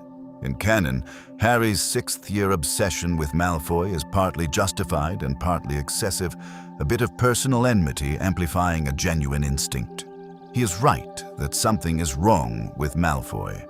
He is right that Malfoy has a specific assignment and is terrified of what happens if he fails. But his response to that knowledge is still largely reactive, still shaped by the history of personal conflict between them.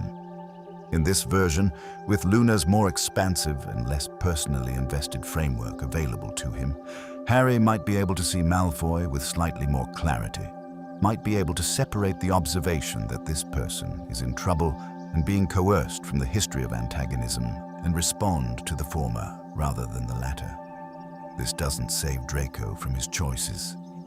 Nothing saves people from their choices, except themselves. But it might mean that Harry ends the story with a slightly more complete understanding of who Draco Malfoy is, which is to say, a slightly more complete understanding of what the war did to people who didn't choose it, who inherited their position in it, and then couldn't find a way out. There is a very specific thing that Luna does for Harry's understanding of the wizarding world that deserves attention, which is that she gives him access to its strange margins. The wizarding world, as Harry encounters it in canon, is primarily the world of Hogwarts and Diagon Alley and the Ministry of Magic and the established power structures. He sees the Quidditch world through Oliver Wood's obsession. He sees the political world through the Ministry's various dysfunctions. He sees the Resistance world through the Order of the Phoenix. But he doesn't see the world through the eyes of the people the establishment has marginalized and dismissed and refused to take seriously. The people who are interested in things that don't fit the dominant framework of what is real and what matters. Luna gives him a window into that world. And it turns out that the things the establishment dismisses are often true. The Rotfang conspiracy probably isn't real. The crumple-horned Snorkax almost certainly don't exist, though Luna never stops believing they do. But Thestrals are real, even though most people can't see them. Nargles may or may not be real, but the concept of something invisible causing mischief is not inherently less plausible than most magical phenomena. The things the Quibbler reports are often wrong, but they are sometimes right in ways that the more respectable outlets aren't. Because the Quibbler is willing to say the disreputable thing, the thing that makes the establishment uncomfortable, and sometimes the disreputable thing turns out to be true. Voldemort's Return is the most obvious example. The Quibbler was one of the first publications willing to print Harry's account of what happened in the graveyard, when the Prophet was still faithfully printing the Ministry's official version. Harry, having grown up with Luna's relationship to the disreputable and the dismissed, develops a better calibrated nose for what's actually worth investigating versus what the consensus says is worth investigating. This serves him well in the war. It serves him in understanding Horcruxes, which everyone thinks Dumbledore is pursuing to excess. It serves him in understanding the Deathly Hallows, which Hermione thinks is a fairy tale and Ron finds interesting but implausible. Harry's willingness to follow threads that don't obviously lead somewhere, to take seriously things that haven't been officially validated, is partly innate and partly the result of years in Luna's company. Let's sit for a moment with the question of who Harry is as a person outside of the war. This is a question the series doesn't give us much time with, understandably, because there is always something more urgent pressing. But Harry has a personality, a set of preferences and delights and things he finds funny and things that make him curious. That is more than the sum of his trauma and his mission, and those things are worth examining because they are what he becomes when the war is over. He loves flying, really loves it, not as transportation or Quidditch, though both of those too, but as a pure physical experience, the freedom of it, the way the ground falls away and the air changes, and for a moment there is nothing to think about, except the wind and the speed and the absolute present tense immediacy of being in the sky. He has a sense of humor that is drier and darker than people expect from the boy who lived, a quick eye for absurdity, a tendency to laugh at exactly the wrong moment. He is genuinely curious about a lot of things when he has the time and space to be curious. Curious about the wider wizarding world beyond England. Curious about the history of magic. Curious about the people around him in ways that are sometimes embarrassingly direct, because he never quite learned the social calibration that tells you when a question is too personal. Luna likes all of these things about him, not in a performative way, but in the way you like a specific constellation of qualities in a specific person, because they make sense together, because they make the person interesting in a way that is irreplaceable. And she reflects them back to him without judgment. She doesn't tell him his dark sense of humor is inappropriate or that his bluntness is a flaw. She matches his curiosity with her own, which is even more expansive and less bounded. And the combination of their two curiosities in a conversation is often generative in a way that neither of them generates alone. This is what people mean when they talk about finding their person, not romantically, necessarily, though it can be that too, but the more fundamental sense of finding someone whose specific way of being in the world fits alongside yours in a way that makes you more fully yourself rather than less. Harry, in canon, has this with Ron and Hermione to a degree. He is more himself with them than he is with almost anyone else. But the self he is with them is still a somewhat curated version. Still the self that knows how to be their friend, rather than the full, enormous, complicated self that includes the parts he's never sure anyone wants to deal with. With Luna, those parts come out too. The grieving parts, and the frightened parts, and the wondering parts, and the parts that have opinions about things that seem trivial when you're supposed to be saving the world. The full version. Not because Luna demands it or presses him toward it, but because she has no interest in anything less, because she herself only operates at full version, and that standard becomes contagious in her presence. Here is another thing worth exploring. What does this friendship look like after Hogwarts? Because the series ends and the characters go on, and in canon we get the brief epilogue but not much sense of what their lives become. Luna, in what we know from Rowling's later comments and interviews, becomes a renowned magizoologist, travels the world in search of creatures both known and unknown, marries a man named Rolf Scamander, and has twin sons. She goes into the wide world and finds the things she always believed were out there waiting to be found. That trajectory makes perfect sense for who she is. It is the exact right life for Luna Lovegood, and nothing about this alternative timeline changes it. Harry becomes an aura. He is good at it in the way that people who are good at things they were born for are good. Not because it was easy, but because it uses everything he is. His instincts and his experience and his understanding of what dark wizardry actually looks like from the inside. But being an aura is also, in some ways, a continuation of the war by other means, a maintenance of the vigilance and combat readiness and focus on external threat that has defined his entire conscious life. And the question of when Harry Potter gets to put down the sword and just live is one that hangs over any consideration of his post-series life.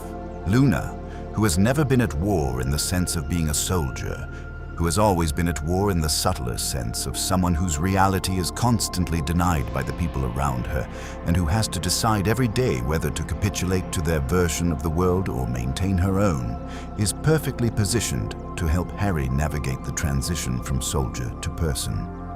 Not because she gives him advice. Luna rarely gives direct advice, but because she models something he needs to see modeled, which is the life of someone who does exactly what they find meaningful, without apology or explanation, who is not performing anything for anyone, who is at no moment more concerned with how they appear than with what they actually are. Harry has spent almost his entire life performing something, performing bravery, performing strength, performing the role of the boy who lived, because that is what the world requires. Luna has never performed a thing in her life, and watching that for years changes what Harry understands about what an authentic life looks like. There is a conversation between Harry and Luna that could happen years after the war, maybe when Harry is in his late 20s, maybe when they meet somewhere by accident because Luna's research has brought her near something Harry's work as an aura requires him to investigate. And in this conversation, Harry tells her something he has never said directly, which is that she was one of the most important people in his life and that he is not sure he would have survived the things he survived, in the full sense of surviving rather than just not dying, without her. And Luna would receive this with the equanimity she receives everything with, and she would probably say something about how she thinks he's giving her too much credit because the things she said to him were just things that seemed true. She was simply telling him what was in front of her. And Harry would say, "Yes, that's exactly it. That's the whole point. You told me what was in front of you when no one else would, when everyone was too afraid or too invested in a different story to just say the plain true thing." And Luna would think about this for a moment and then say that she supposed that was a kind of courage. And Harry would say, "Yes, the specific kind that matters most." And then they would move on to whatever brought them both to this place, because they are both people with things to do and places to be. And their friendship has always been like that, alive in the midst of ordinary things rather than requiring special occasions to justify itself. The wider point about this alternative history is ultimately about what stories choose to center.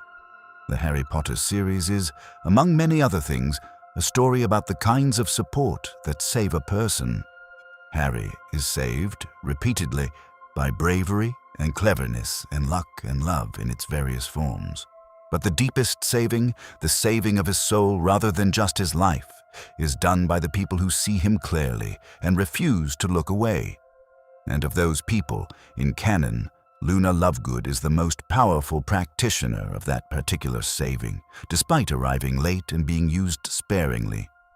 What would it mean to a child, any child, but particularly a child who has been made to feel invisible and worthless and unwanted, to have someone from the very beginning of their conscious social life who sees them and stays, who doesn't need them to perform or achieve or be anything in particular, who finds them interesting and worth talking to for no reason connected to reputation or usefulness, who brings into the claustrophobic world of the child's experience the idea that there is a much larger and stranger and more various world than the one they've been confined to, a world in which the things that make them different are not liabilities but qualities, not marks of wrongness but simply marks of being a specific kind of person in a world full of different kinds.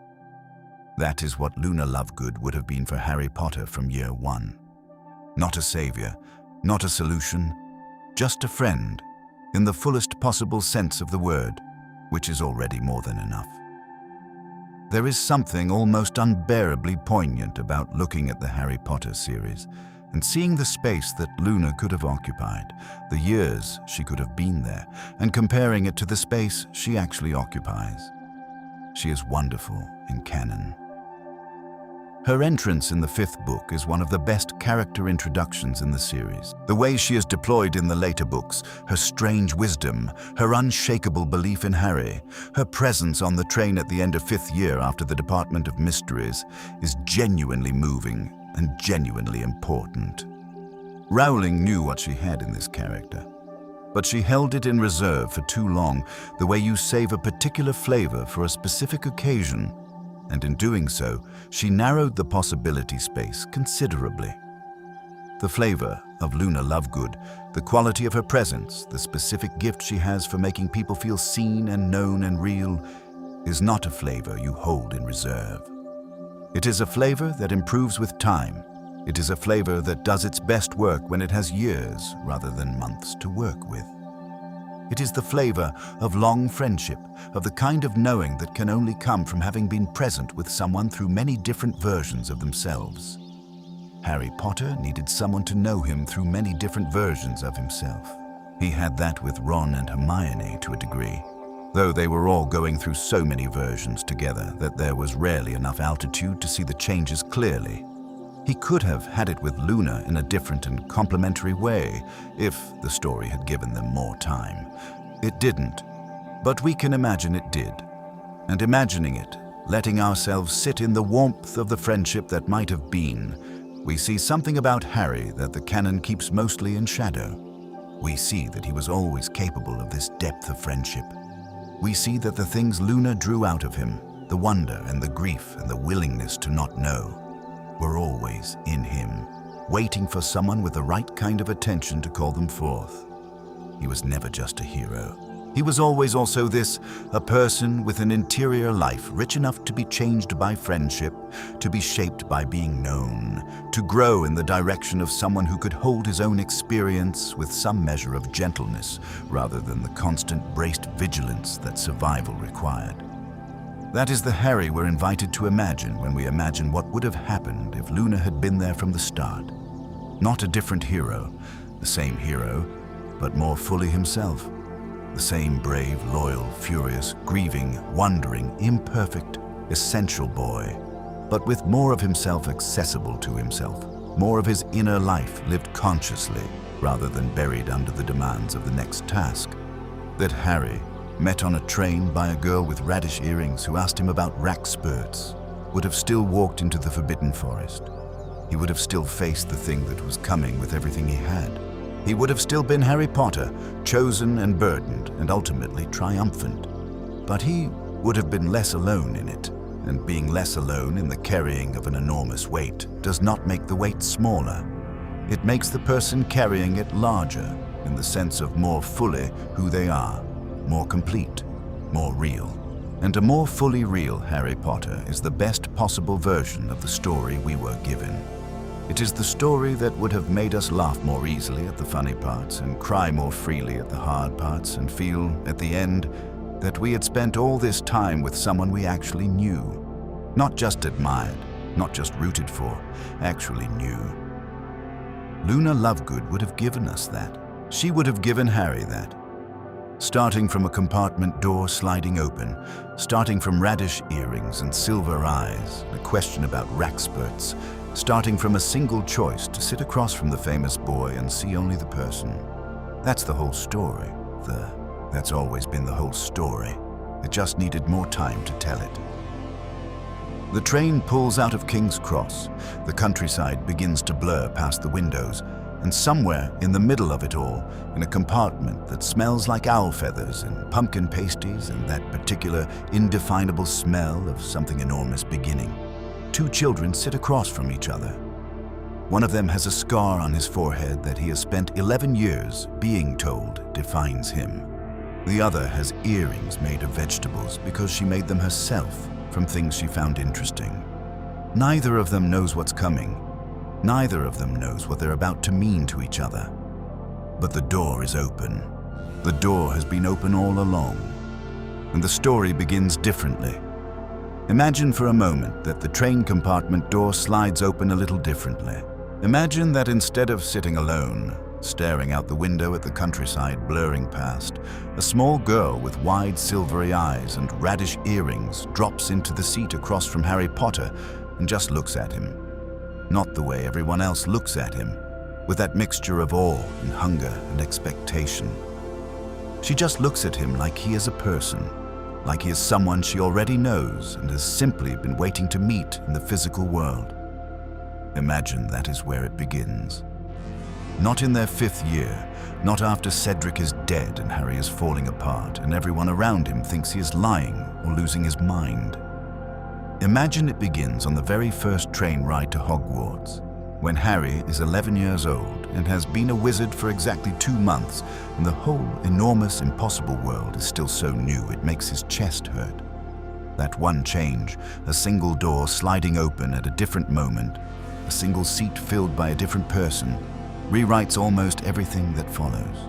Not the big things, not Voldemort or Horcruxes or the war. Those were always going to happen because the forces driving them were set into motion long before Harry was born. But what it rewrites is Harry himself.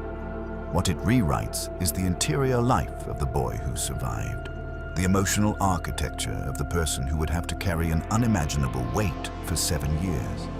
And that, when you sit with it, turns out to be the most important rewrite of all. Because here is the thing about Harry Potter that the books show us again and again, without ever quite saying it plainly. Harry is desperately, chronically, almost catastrophically alone inside his own head. He has Ron, who loves him with fierce, uncomplicated loyalty, and who is one of the great fictional friends in literature. He has Hermione, who is brilliant and brave and would walk through fire for him without a second thought. He has Dumbledore, who guides him, and the Weasley family, who fold him in like one of their own, and Sirius, who becomes the father Harry never had. He is, by any reasonable measure, surrounded by people who care about him. And yet Harry spends most of those 7 years locked inside a kind of emotional solitary confinement. He does not talk about his grief. He does not talk about his fear. He does not talk about the dreams or the scar pain or the way Voldemort lives in some back corner of his consciousness like a bruise that never quite fades. He processes almost nothing. He stuffs it down and moves forward because moving forward is the only option anyone has ever given him. Luna Lovegood, from the very first page she appears on, is the only character in the entire series who seems to understand a different way of being. She's not logical like Hermione. She's not loyal in the practical, shoulder-to-shoulder way Ron is. She is something rarer and stranger and, for someone like Harry, far more necessary. She is honest. Not honest in the blunt, functional way people mean when they say someone tells the truth. Honest in the deeper sense, the sense of being entirely at peace with what she feels and what she believes and what she has lost, and being willing to name those things out loud without embarrassment or apology. Luna's mother died when she was 9 years old. She watched it happen, and she came out the other side of that experience, not hardened, not closed off, not performing okayness the way Harry does, but genuinely, almost serenely, at peace. Not because she stopped missing her mother. She never stopped, but because she found a way to hold the grief and the wonder at the same time, to let them live next to each other without one destroying the other. Harry needed that more than he ever needed almost anything else anyone gave him. He needed someone who had looked directly at death and was not afraid to talk about it. He needed someone who could sit with him in the hard feelings without trying to solve them or minimize them or redirect them toward action. He needed, in the plainest possible terms, a friend who would let him be sad. So let us go back to that train compartment. Let us say the door opens and Luna sits down, and she is wearing her radish earrings, even at 11 because she has always worn her radish earrings, and she is reading the Quibbler upside down because the articles make more sense that way, and she looks at Harry and says something strange and true, the way she always does, and Harry does not quite know what to do with her. He would not at first. Harry's instinct, shaped by 10 years of being told he was worthless and strange and unwanted, is to measure people against the normal, against the safe. And Luna is not normal. Luna is so far from normal, she's practically orbiting a different planet. But here is what 11-year-old Harry also is, underneath all the defensiveness and confusion. He is someone who has spent his entire life being told he does not fit, being told the things he experiences are not real, being told that the inexplicable things that happen around him are not happening. He grew up in a house where his reality was constantly denied, where he was made to feel like the problem, the aberration, the thing that had to be contained and minimized. And then Luna Lovegood sits down across from him and starts talking about creatures no one else believes in, and her mother's experiments, and the way certain kinds of light feel like they are trying to tell you something. And Harry Potter, the boy who has spent a decade having his reality denied, feels for the first time in his life like someone is speaking his language. That is the beginning of it. Not fireworks. Not an instant bond announced with dramatic music. Just the quiet recognition that here is someone who lives in the same kind of expansive, inexplicable world that Harry has always secretly suspected was the real one. Now think about what that does to the friendship with Ron and Hermione, because this matters and it would be a mistake to skip it. Ron and Hermione are still there. They are still Harry's closest friends in the world. The bond that forms between the three of them over that first year, over the troll in the bathroom and the chess game and the mirror of Erised and the final confrontation in the dungeons, that bond is real and it holds. Nothing about having Luna earlier takes any of that away. But it changes what Harry brings to it. When Harry arrives at Hogwarts with Luna already in his corner, already a presence in his life, he arrives with slightly less of the desperate, clinging quality to his new friendships. He is still enormously grateful for Ron, still enormously drawn to Hermione, but he is not quite so starved. He has already had one person look at him without wanting something from him. And that one experience, even a few weeks of it on a train and in an owlery and in the corners of a castle, gives him just enough of a foundation to stand on that he is not quite so breakable. In canon, Harry's friendship with Ron has a particular texture to it. Ron is his first friend, his first proof that the world might actually want him in it, and that makes Harry sometimes unable to see Ron clearly, unable to confront the moments when Ron's own insecurities and jealousy put real cracks in their friendship. The Goblet of Fire year is the most dramatic version of this. Ron believes Harry put his name in the Triwizard Tournament, accuses him of it, pulls away for weeks at a stretch, and Harry is devastated in a way that goes beyond ordinary hurt feelings. It touches the deep terror of abandonment, The fear that was installed in him by 10 years in the cupboard under the stairs, the certainty that sooner or later everyone figures out he is not worth keeping around. In a version of events where Harry has had Luna for 4 years, by the time they reach 4th year, that fear has not gone away. Fears installed that young do not simply evaporate, but it has been worked on. He has had 4 years of someone who likes him for no reason he can understand, no reason connected to fame or usefulness or the fact that he faced down Voldemort, someone who simply finds him interesting and worth talking to. When Ron pulls away in 4th year, it still hurts. It hurts badly, but it does not shatter him in the same way because he has already proven to himself that he can make and keep a real friend who sees him plainly. The wound is still there, but the bone underneath it is a little stronger. The mirror of erased scene in 1st year is one of the most heartbreaking moments in the entire series, precisely because Harry is so alone with it. He discovers this mirror that shows him his heart's deepest desire, and what he sees is family. Parents he never knew. A crowd of people who share his face and his blood and his history. And he goes back to it again and again, alone, in the dark, because he has no one to take there with him. Dumbledore finds him eventually and explains what the mirror is and why it is dangerous to dwell in it. And it is a wise and kind conversation, but it is also a conversation between a child and a very old, very powerful, very guarded man. It is not a conversation between equals. It is not a conversation between friends. Now imagine Harry finding the mirror and going back to it the second time, not alone, but with Luna. Not because he planned to show her, but because she followed him the way she does, drawn by some instinct she does not bother to explain, and she is just there when he stands in front of it. And he looks at the mirror and she asks, in her perfectly direct way, what he sees. And he tells her. He tells her about the family, about the faces that look like his, about the warmth of it and how much it undoes him to see it and then look away. And Luna does not try to comfort him with platitudes. She does not say it will be okay, or that he still has a family really because he has the Weasleys, or that at least he has magic now. She just says, very quietly, that she understands wanting to see something that you cannot have back. And they stand there together in the dark for a little while. And then Luna says they should probably go before someone catches them. And Harry laughs, a real laugh, surprised out of him, and they go.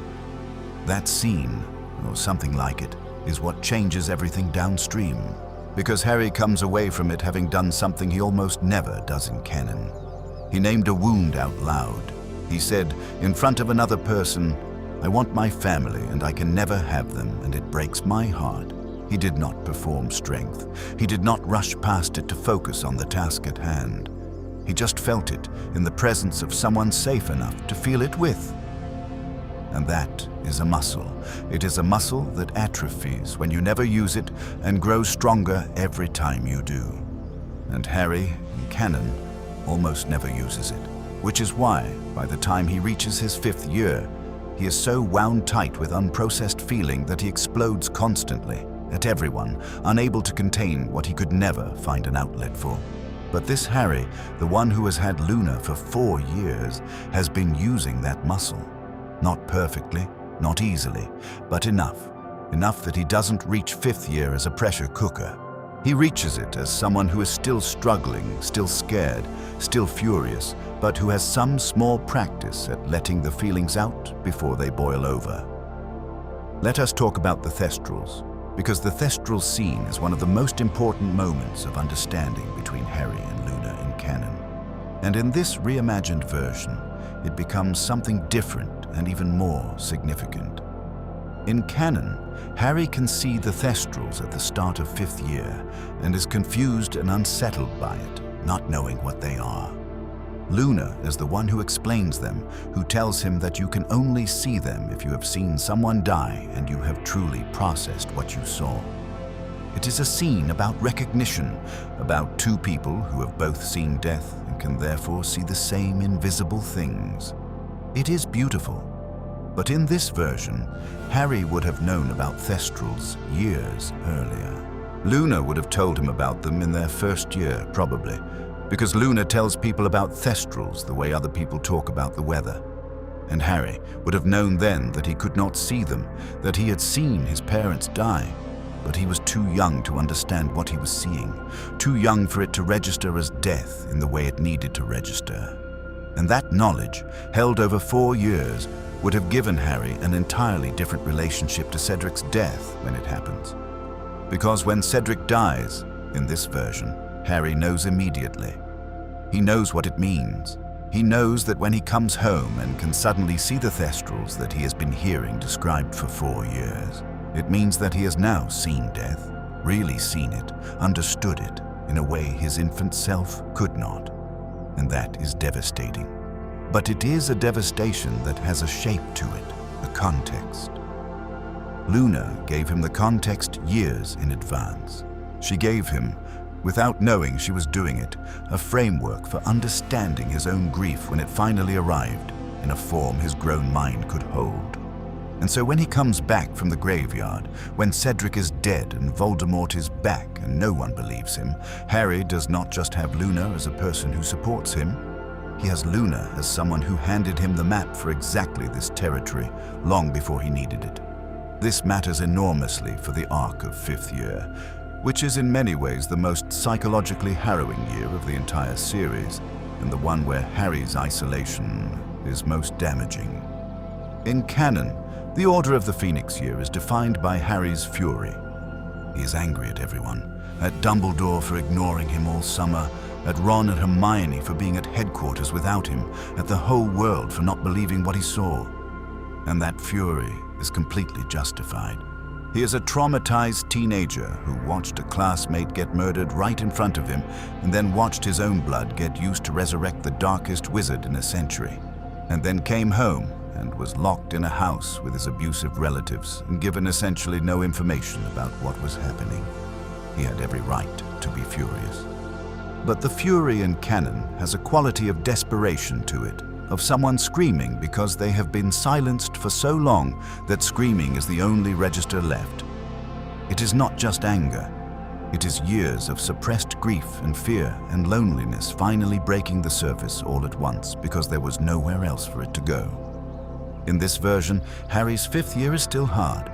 The Umbridge situation is still a nightmare. Voldemort still has access to his mind, still uses it to show him the snake attacking Arthur Weasley, still uses it to lure him to the Department of Mysteries. None of that changes. But Harry's interior state changes. He is still angry, still struggling, still deeply damaged by what happened in the graveyard. But he has had 4 years of a friendship that gave him practice in processing out loud. He has had Luna, who has never asked him to be strong when he was not strong, who has sat with him through the small griefs and fears over the years so that he has some experience, however incomplete, of not carrying things entirely alone. He has had someone who believed him reflexively, instinctively, not because of evidence, but because she trusted his reality in a way that nobody, except maybe Hagrid, had ever done before. And so when he arrives at 5th year, he is damaged, but not sealed shut. He is raw, but not explosive. He can still be reached. He can still be talked to, held in the discomfort rather than needing to break out of it. Dolores Umbridge is still awful in any version of events. She's one of the great literary villains precisely because her evil is so recognizable, so bureaucratic, so wrapped in the language of order and authority. She does not need Harry to be emotionally compromised to be a horror. She would be a horror to any child who had to sit in her classroom and write lines in their own blood. But Harry's response to her is calmer in this version. He still stands up to her. He still refuses to say what she wants him to say. He still maintains, stubbornly and at great personal cost, that Voldemort is back and that Cedric's death was real, and that the truth is not negotiable just because it is inconvenient for the Ministry. He is still brave, but he is brave in a more calculated way, in a way that spends less energy and achieves better outcomes, because he has had 5 years of Luna's companionship teaching him that the things other people dismiss as impossible or hysterical might be true, and that staying calm in the face of dismissal is a more effective strategy than escalating. The DA still forms. Of course it does. Dolores Umbridge is still a nightmare, and someone still needs to teach the students how to actually defend themselves. But in this version, Luna is not just a member who shows up and is sometimes there in the background being eccentric and loyal. She is a founding member in the fullest sense. She has been Harry's friend since the train. She has sat with him through 4 years of this accumulating darkness. She understands what is at stake in a way that goes beyond the intellectual grasp of even Hermione and Ron, because she understands it emotionally. She understands that Harry is not being dramatic. She understands that the thing chasing him has been chasing him since before he could walk.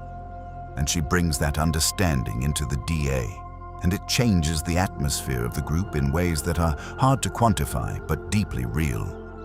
The moments in the DA where Harry teaches are different in this version too.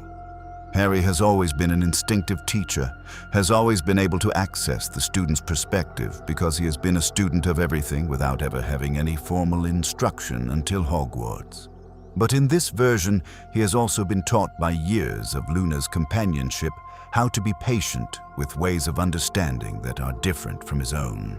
Luna's mind does not work like Harry's or like Hermione's or like anyone else's, and spending 5 years in her company has taught Harry how to follow a line of thinking that does not look like the line of thinking he would pursue himself, how to not assume that the person who sees things differently is wrong, how to hold open the possibility that they are approaching the same truth from a different angle. That quality, brought into the DA, makes Harry a better teacher. More patient, more able to meet each student where they are rather than where he thinks they should be. Occlumency with Snape is still a disaster. Some things resist the improving power of friendship. Severus Snape's enmity toward Harry is too deep and too complicated and too bound up with Snape's own unresolved grief for Harry's father to be significantly affected by anything Harry's emotional state might change. The lessons are still hostile, still humiliating, still ultimately ineffective at keeping Voldemort out of Harry's mind. But in this version, Harry has someone to debrief with after each session. He has Luna, who is entirely uninterested in Snape's authority or reputation, to sit with him and listen to what happened and ask her peculiar sideways questions. And that process of narrating his own experience back to someone who is interested in it helps him understand it better than he otherwise would.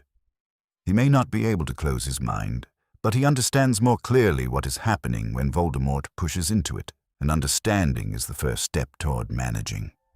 Sirius's death at the end of 5th year is the wound that never fully heals in canon. Harry loses the person who was closest to being a father, the person who knew his parents and loved him and wanted to give him a real home. He loses him because of a mistake, because Voldemort showed him a vision he believed without questioning, because he acted before he thought, and he carries the guilt of that for the rest of the series alongside the grief. It is one of the most devastating things that happens to him, and canon handles the aftermath of it in a somewhat rushed way, partly because there are always more tasks, more urgency, more things requiring Harry's immediate functional attention. He does not really get to grieve Sirius in the pages that follow. He just has to keep going. In this version, Luna is there after Sirius dies. Really there. She finds Harry somewhere, the way she always does, and she sits with him and she talks to him about her mother. Not in a way that minimizes his grief or compares their losses, but in a way that says, I know something about this. I know what it feels like to lose the person who was supposed to be there and is not anymore. I know the particular silence they leave. And I'm still here. I'm still talking to you. I found a way through it that was not about forgetting or getting over it, just about learning to hold it differently, to carry it in a way that does not crush you. She cannot give him his grief back in manageable form. No one can do that. But she can sit in it with him, and she can survive it with him, and for Harry, that is more than almost anyone else has ever offered. The thing about Harry's grief for Sirius in canon is that it exists alongside enormous guilt. He got Sirius killed. He made the mistake that led Sirius to the Department of Mysteries. He cannot separate the loss from the responsibility, and that compound weight becomes almost unbearable. Luna, if she has known Harry for 5 years, if she has watched him operate and make decisions and struggle with his instinct to rush toward danger without thinking, if she has been gently, persistently, in her strange sideways way, encouraging him to slow down and think and feel before he acts, she would have some groundwork laid already. She would not be able to prevent what happened, but she might, in the aftermath, be able to help Harry see the difference between responsibility and guilt. Between saying I made a mistake and saying I'm fundamentally the kind of person who destroys the people he loves. She would help him sit with the first one and let go of the second one. Not because she's a therapist or a philosopher, but because that is just how Luna talks. She speaks the truth of things without decoration, and sometimes the truth, stated plainly, is exactly what grief needs. Now here is a question the story almost never gets to ask. What does Luna get from this friendship? Because we talk a lot about what Harry needs, and he does need a lot. But Luna Lovegood is not simply a support mechanism or an emotional resource. She's a person with her own inner life and her own loneliness. And in canon, she is lonely in a way that is hard to watch. She is believed to have stolen things she did not steal. Her belongings are hidden by her dormitory mates as a cruel joke. She is called Loony Lovegood by students who find her eccentric and therefore easy to dismiss.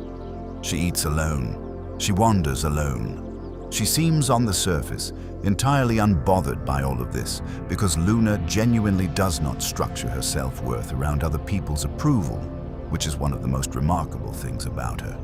But she's not immune to loneliness. She says at the end of 5th year that she thinks she will have a lovely year because she has people she can call friends now, and the way she says it, with that particular soft sincerity, makes it clear that having people to call friends is something she was not sure would ever happen for her. Imagine if Harry had been one of those friends from the beginning. Not just any friend, but Harry, who underneath the famous scar and the assigned destiny is a genuinely curious person. Someone who loves flying not because it is useful, but because it is joyful. Someone who notices things. Someone who, once he trusts you, is completely present with you in a way that is almost unusual for someone carrying as much weight as he carries. Harry, as Luna's friend from the start, means Harry who defends her before other people get to make the cruel joke. Harry who notices that her things have gone missing and goes looking for them. Harry who sits with her when she talks about her mother and does not squirm or change the subject. Harry who treats her as the most sensible person in any room, because in the ways that actually matter, she often is. Luna has always deserved a champion, and Harry, who knows what it feels like to be dismissed and belittled and told that the things you experience are not real, is perfectly positioned to be that champion for her.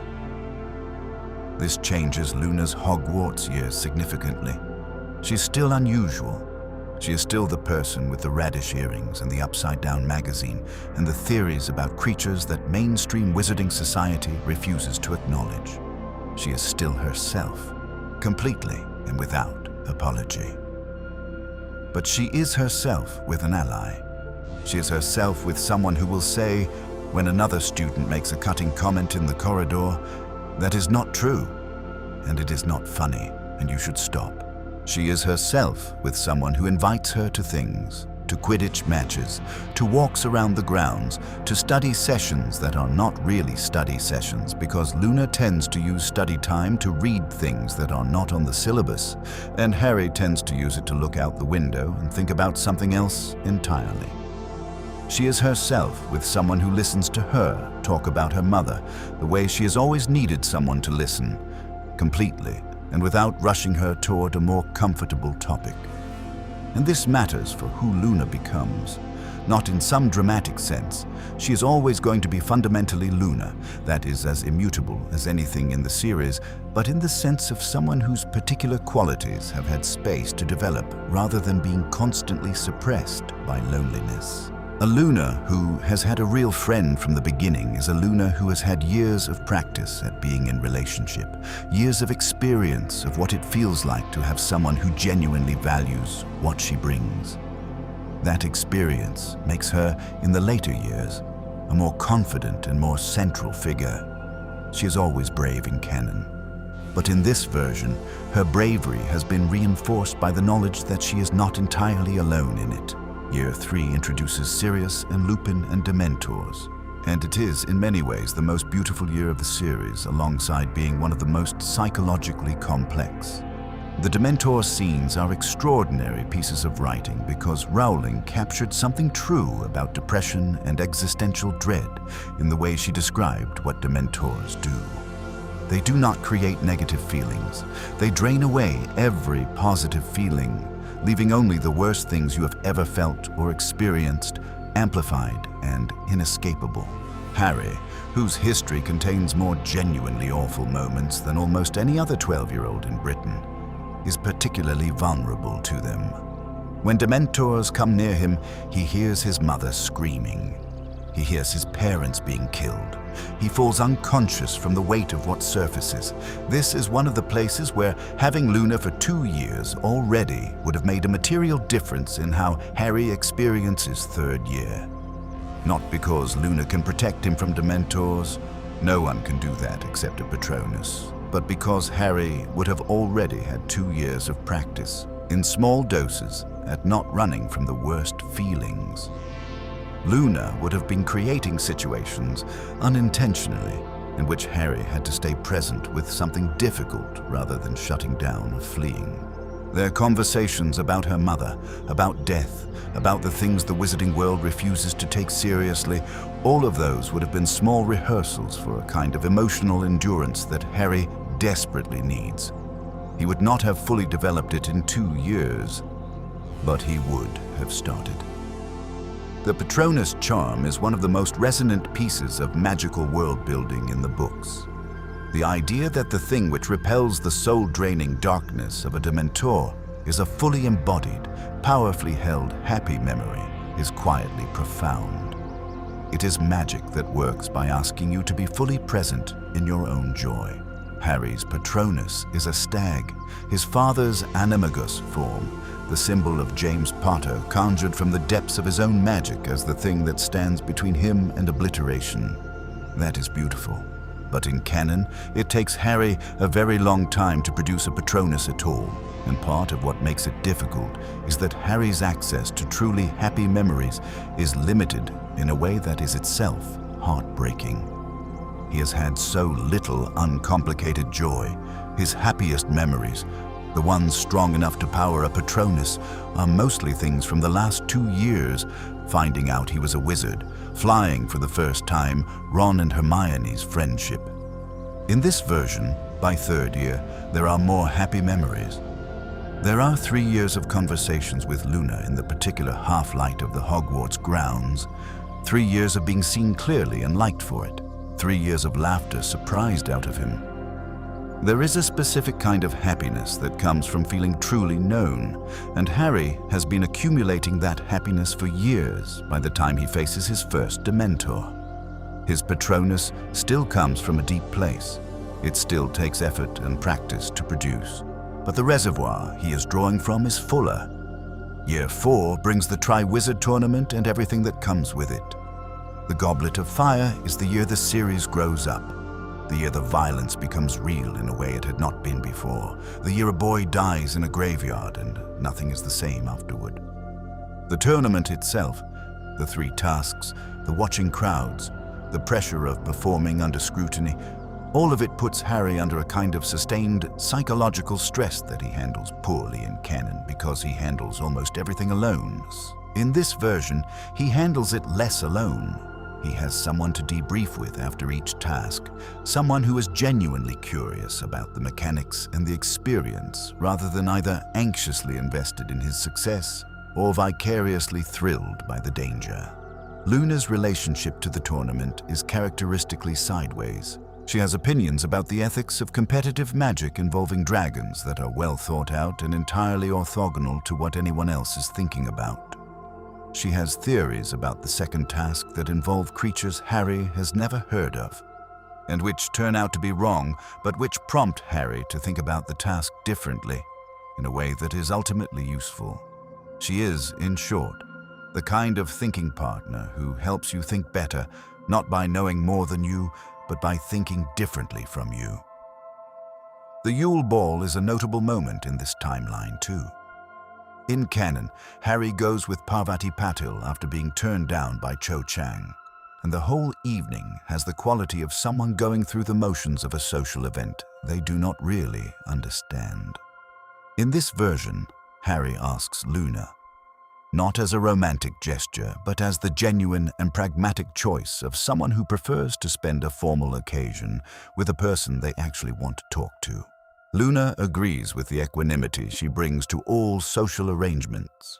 She wears something that involves luminescent accessories and causes considerable comment from everyone in the room. She dances with the calm confidence of someone who has never once worried about whether she is dancing correctly. She makes observations about the other guests that are either deeply perceptive or completely unrelated to observable reality, and Harry cannot always tell which, and this keeps him genuinely entertained for the entire evening in a way that Canon Harry at the Yule Ball very definitely is not. But then we reach the graveyard. And here is where the weight of everything we have been building becomes most visible, because the graveyard scene is the hinge of the entire series, the moment before which everything is preparation and after which everything is consequence. Cedric Diggory dies. Harry watches him die. Voldemort returns. Harry duels him and escapes by the skin of his teeth. He comes back to Hogwarts holding Cedric's body, and he is, in a very fundamental sense, broken by what has happened in a way that nothing can completely unbreak. This is true in any version of this story. The graveyard happens regardless, and what happens in the graveyard is beyond the reach of any prior friendship to mitigate. You cannot be ready for the first time you see violent death when you're old enough to understand it. You can only survive it and figure out what to do with yourself afterward. But afterward is different in this version. Because in canon, in the days after the graveyard, Harry is essentially alone with it. He is sedated, questioned, returned to the Dursleys.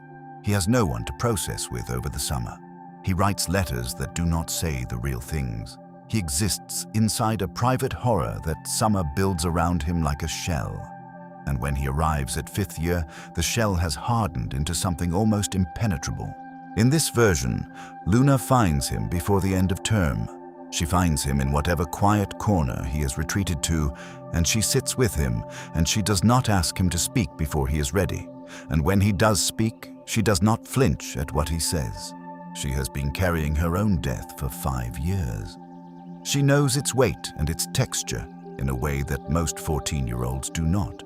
And she can sit with Harry in the specific quality of silence that comes after something irreversible has happened. The silence that is not empty but full of the thing that cannot be undone. She sits with him in that silence, and she does not try to fill it with reassurance, because she knows that reassurance is the wrong thing here. The right thing is simply to be present, to not leave, to be someone who stays. Harry goes home for the summer still damaged. There is no fixing what happened in the graveyard with an afternoon's conversation. But he goes home having been witnessed by someone who did not look away, and that, it turns out, makes the summer slightly more survivable. Not good. Nothing about that summer is good. But survivable in a way that does not completely seal him shut. 5th year arrives, and Harry is still furious and still traumatized and still struggling with the Voldemort connection and still facing the institutional hostility of Umbridge and the Ministry's denial campaign. All of that is still there, but he enters it with some of his grief already acknowledged, some of it already named and witnessed, and that means the fury, when it comes, is slightly less total. He is angry about the right things, with greater precision and slightly less prone to the explosive generalized rage that catches everyone in his vicinity in its blast radius in canon. The relationship between Harry and Dumbledore in 5th year is one of the most painful things in the series. Dumbledore withdraws from Harry deliberately, knowing that Voldemort is using their connection and that seeing Harry may strengthen it, knowing that protecting Harry means staying away from him and being unable to tell Harry why. The result is that Harry spends the entire year feeling abandoned by the person he trusts most, feeling punished without understanding what he has done. This is devastating in canon, and it would be devastating in this version too. But in this version, Harry has someone who helps him articulate the specific shape of the pain, the sense of abandonment, the fear that the withdrawal means something is wrong with him rather than something is right about Dumbledore's strategy. Luna would not know why Dumbledore is withdrawing. She would not be able to explain it, but she would be able to help Harry stay curious about it rather than collapsing into the conclusion that it is his fault. The Battle of the Department of Mysteries at the end of 5th year changes slightly in this version, not in its broad outline, but in its interior quality. Harry still goes. He would always go.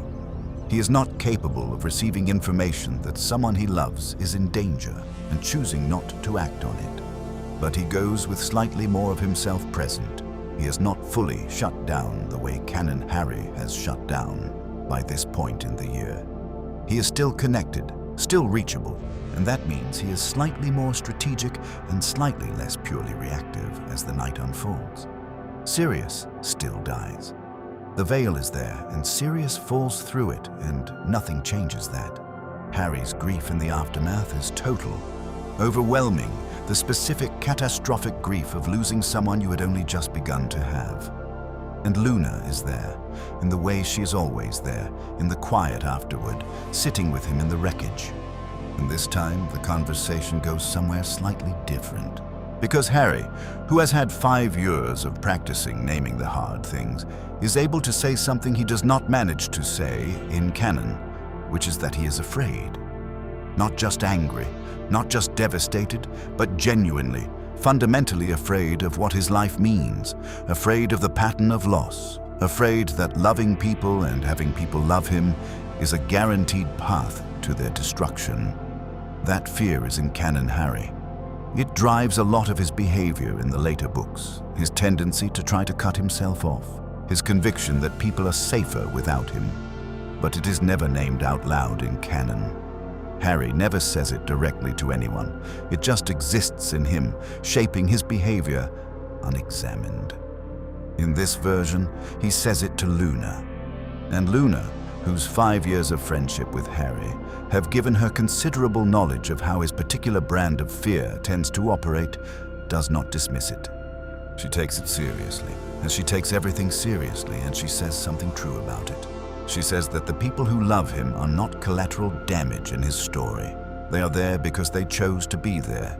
They are there because Harry is worth being there for, and that choosing, that agency, belongs to them. He does not get to decide on their behalf that the risk is not worth it. That is their decision to make. And they have made it again and again with full knowledge of the risk.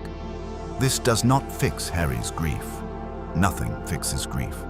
But it interrupts the specific spiral of guilt and self-punishment that, unchecked, leads Canon Harry to some of the most self-isolating behavior of the later years. It plants something. A small counter-argument to the voice that says everyone dies because of you. And that small counter-argument, watered over years of subsequent friendship, grows into something that holds. Year 6 is the year everything converges toward the inevitable ending. Dumbledore is dying, and he knows it. He takes Harry on expeditions to gather Horcrux intelligence while simultaneously being drained by the curse from the ring. The cave scene, where Dumbledore drinks the potion that forces him to relive the worst thing he has ever experienced, while Harry holds him and keeps feeding him the potion because stopping would leave them both defenseless, is one of the most harrowing scenes in the series. Harry has to do something terrible to someone he loves, deliberately and repeatedly, because the alternative is worse. He has to stay present in an unbearable situation and keep doing the hard thing. That kind of endurance does not come from nowhere. It comes from practice, And Harry, in this version, has been practicing. Not for this exact situation, nothing could have prepared him for this exact situation, but for the general capacity to stay present in discomfort without fleeing it. 5 years of conversations with Luna, of sitting with the hard feelings rather than running from them, of naming the grief and the fear and the anger out loud and surviving the naming, have built in Harry a tolerance for emotional difficulty that he does not have in canon. It does not make the cave easy. Nothing makes the cave easy, but it makes it slightly more within the range of what he can hold. Dumbledore falls from the astronomy tower. The year ends in catastrophe. And Harry is left with a grief that is different from all the others, because it is mixed with anger, with the specific frustration of a relationship that was never fully honest, never fully mutual, where there were always things Dumbledore knew that Harry was not told, always a gap between what was offered and what was needed. Harry loved Dumbledore in the complicated way you love someone who asked too much of you and guided you imperfectly and told you things too late and still somehow was the closest thing to a wise and caring adult presence you have ever had. And now the conversation is over and there are things he never got to say, questions he never got to ask. Luna is there for this too. She cannot give Harry back the unfinished conversation.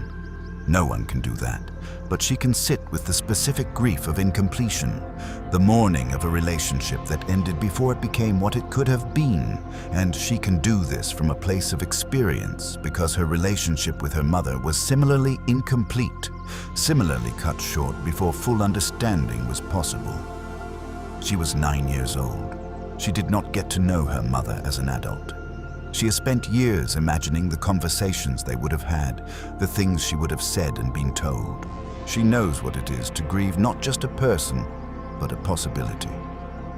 Year 7 is the wilderness year, the year Harry and Ron and Hermione spend outside of every institution, outside of Hogwarts and the Ministry and the Order, carrying only what they can fit in a tent and the impossible weight of the task ahead. Luna is not with them. She is captured by Death Eaters while traveling on the Hogwarts Express, taken to Malfoy Manor, kept in the dungeon below ground. She endures this with a composure that is not numbness, but genuine acceptance, a willingness to be in a terrible situation without letting the situation define her. She does not break.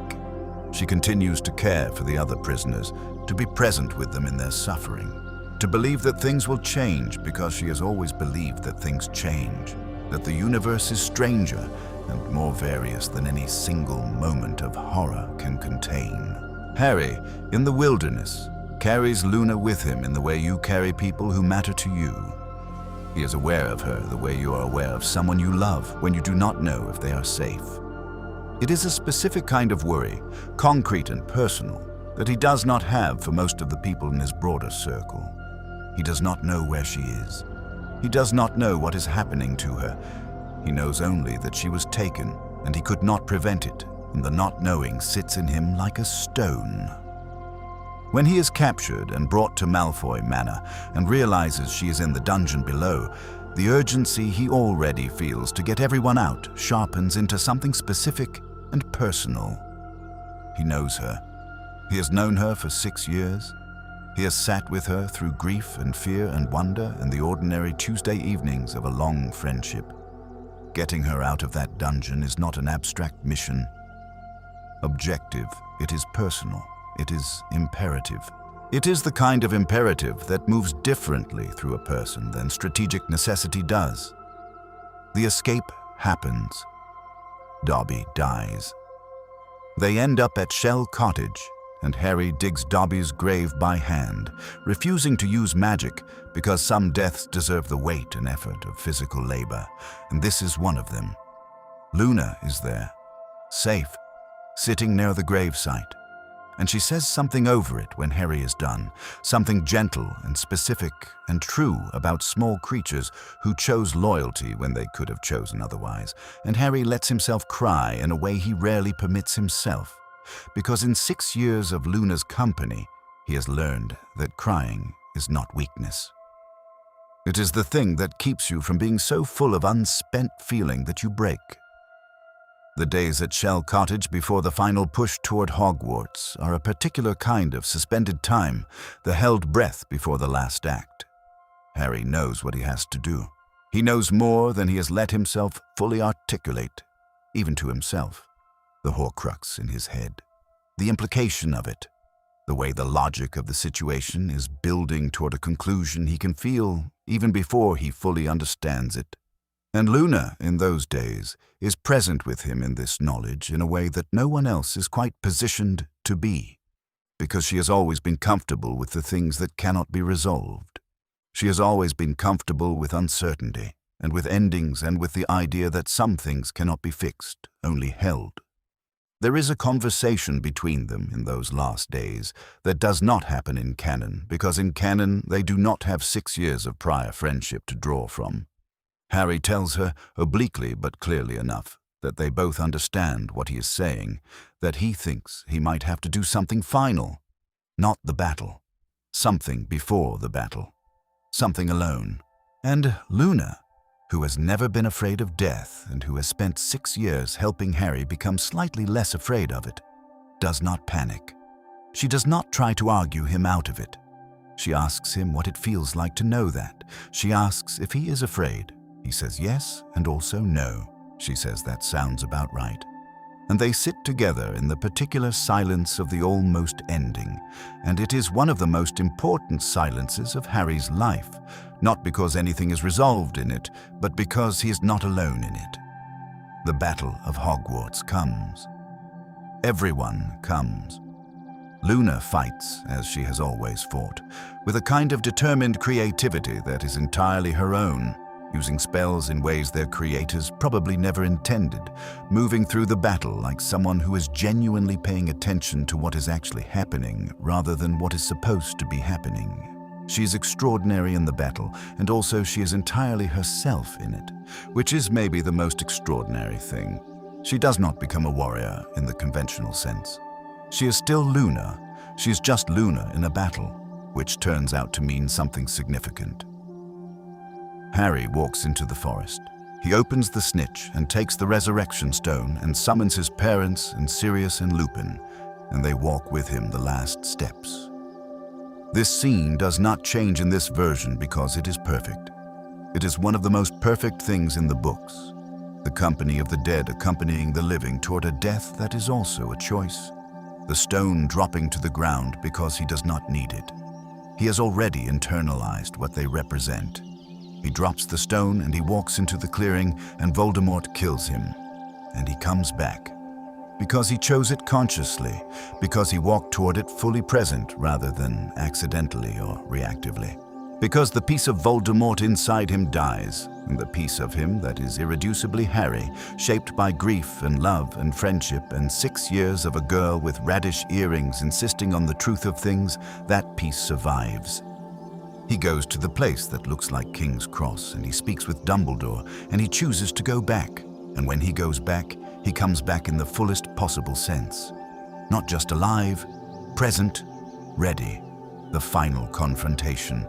The Elder Wand. Voldemort's death. The thing ends. And the silence that follows is enormous and specific. The silence of something that has been running for 17 years, finally stopping. Harry stands in the great hall surrounded by the living and the dead, and he is, for the first time in his conscious life, free. Not happy, not fixed, not without grief.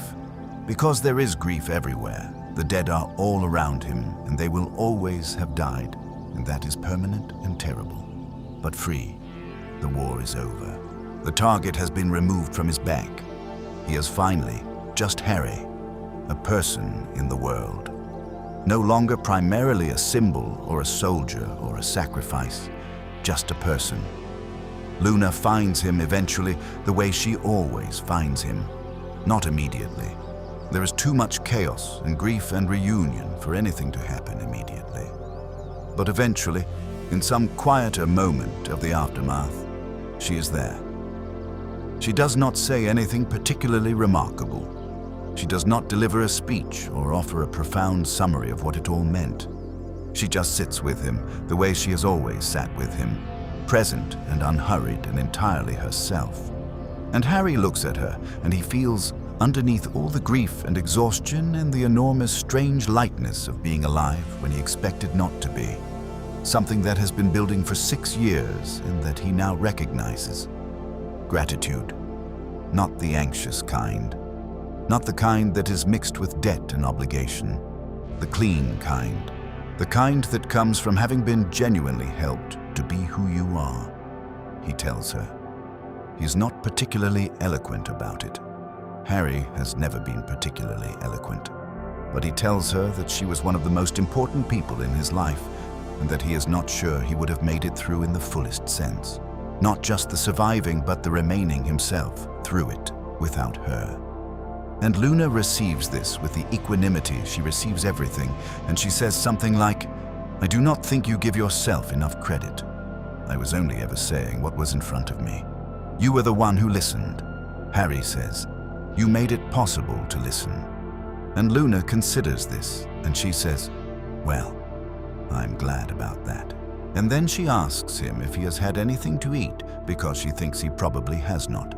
And she found some food, and he should probably eat something. And Harry laughs, a real laugh, the kind that comes from deep in the chest, and he follows her to where the food is.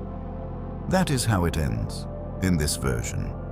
Not with a grand speech or a symbolic moment, with a practical suggestion and a laugh. With two people who have known each other for 6 years, moving through the wreckage of the thing that tried to destroy them, still entirely themselves, still finding their way toward each other in the ordinary moments between the extraordinary ones. Years pass. The world rebuilds. Harry becomes an aura, because it is the work that uses everything he is and the work that matters. Hermione does something extraordinary with the law, takes on the accumulated injustices of the magical world with the full force of the most relentless mind of her generation. Ron finds his way into something that makes him happy in the uncomplicated way that Ron deserves to be happy. And Luna goes out into the world, the wide and various and strange world, looking for the things that have always been there, but that not everyone has the eyes to see. They stay in touch, Harry and Luna, the way people stay in touch when the friendship was real and is not contingent on proximity. Letters sometimes, visits when her travels bring her somewhere near where he is, and they arrange to meet in some improbable location where Harry, who has seen extraordinary things, finds himself surprised by whatever Luna has found this time. Their friendship in adulthood looks different from what it was at school. They are both different. They have lived different lives, gathered different experiences, become more fully the people they were always going to be. But the core of it is unchanged. The quality of attention, the specific willingness to see and be seen without performance, the knowledge that this is one of the places where you can be your full size without apology, that is still there. It does not require maintenance or renewal. It is simply there, the way some things simply are. Harry has a family of his own, eventually. 3 children, James and Albus and Lily, named for the people he carried through the years of the war and the people who carried him. He watches his children grow, and he finds, gradually, that he is able to give them something he wasn't given. A father who is present, who knows how to stay in the hard feelings rather than running from them, who can sit with them in their grief and their fear without needing them to stop feeling it before he is comfortable. He learned this. It did not come naturally. Nothing with this degree of vulnerability comes naturally to someone who learned to survive by suppressing it.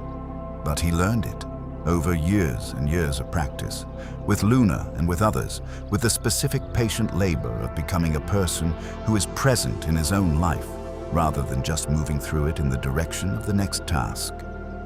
Luna visits occasionally. She appears in the way she has always appeared, without particular fanfare, often at unexpected moments, bringing the smell of somewhere distant and some creature's feather or scale or footprint, telling the children things about the world that Harry cannot always verify, but that he has long since learned are worth taking seriously. His children are fascinated by her. They understand her to a degree, in the way children sometimes understand people that adults have given up on understanding, They see that she is genuinely paying attention and that what she tells them is what she actually thinks, without softening or adult management. And they find this enormously refreshing. James wants to know everything she knows about the creatures she has found. Albus finds her theories about magic genuinely interesting in ways he cannot fully articulate. Lily just likes sitting near her, which is something Harry completely understands. When Luna is there, Harry watches his children with her and he thinks sometimes about the boy on the train, the boy who had nothing, who was arriving at his life with empty hands and a hollowed-out interior and a scar that everyone else thought defined him. That boy needed someone to sit across from him on a train and see a person. He needed it from the beginning. He needed it before everything else, before the courage and the friends and the knowledge of who his parents were and the sense of belonging he found at Hogwarts. He needed someone to see him first. Luna saw him. In this version, she saw him first, on a train going north, before any of it had accumulated, before the weight of it had compressed him into the specific shape that surviving requires. She saw him when he was still entirely open, still all possibility, still the person he would always be before the world told him who that person had to be. And because she saw him then, the version of himself that emerged from the 7 years that followed was slightly more complete, slightly more his own. That is the whole argument in the end. The whole point of the question. Not the plot mechanics, not the changed scenes and different beats and altered arcs, though all of those are interesting and worth sitting with.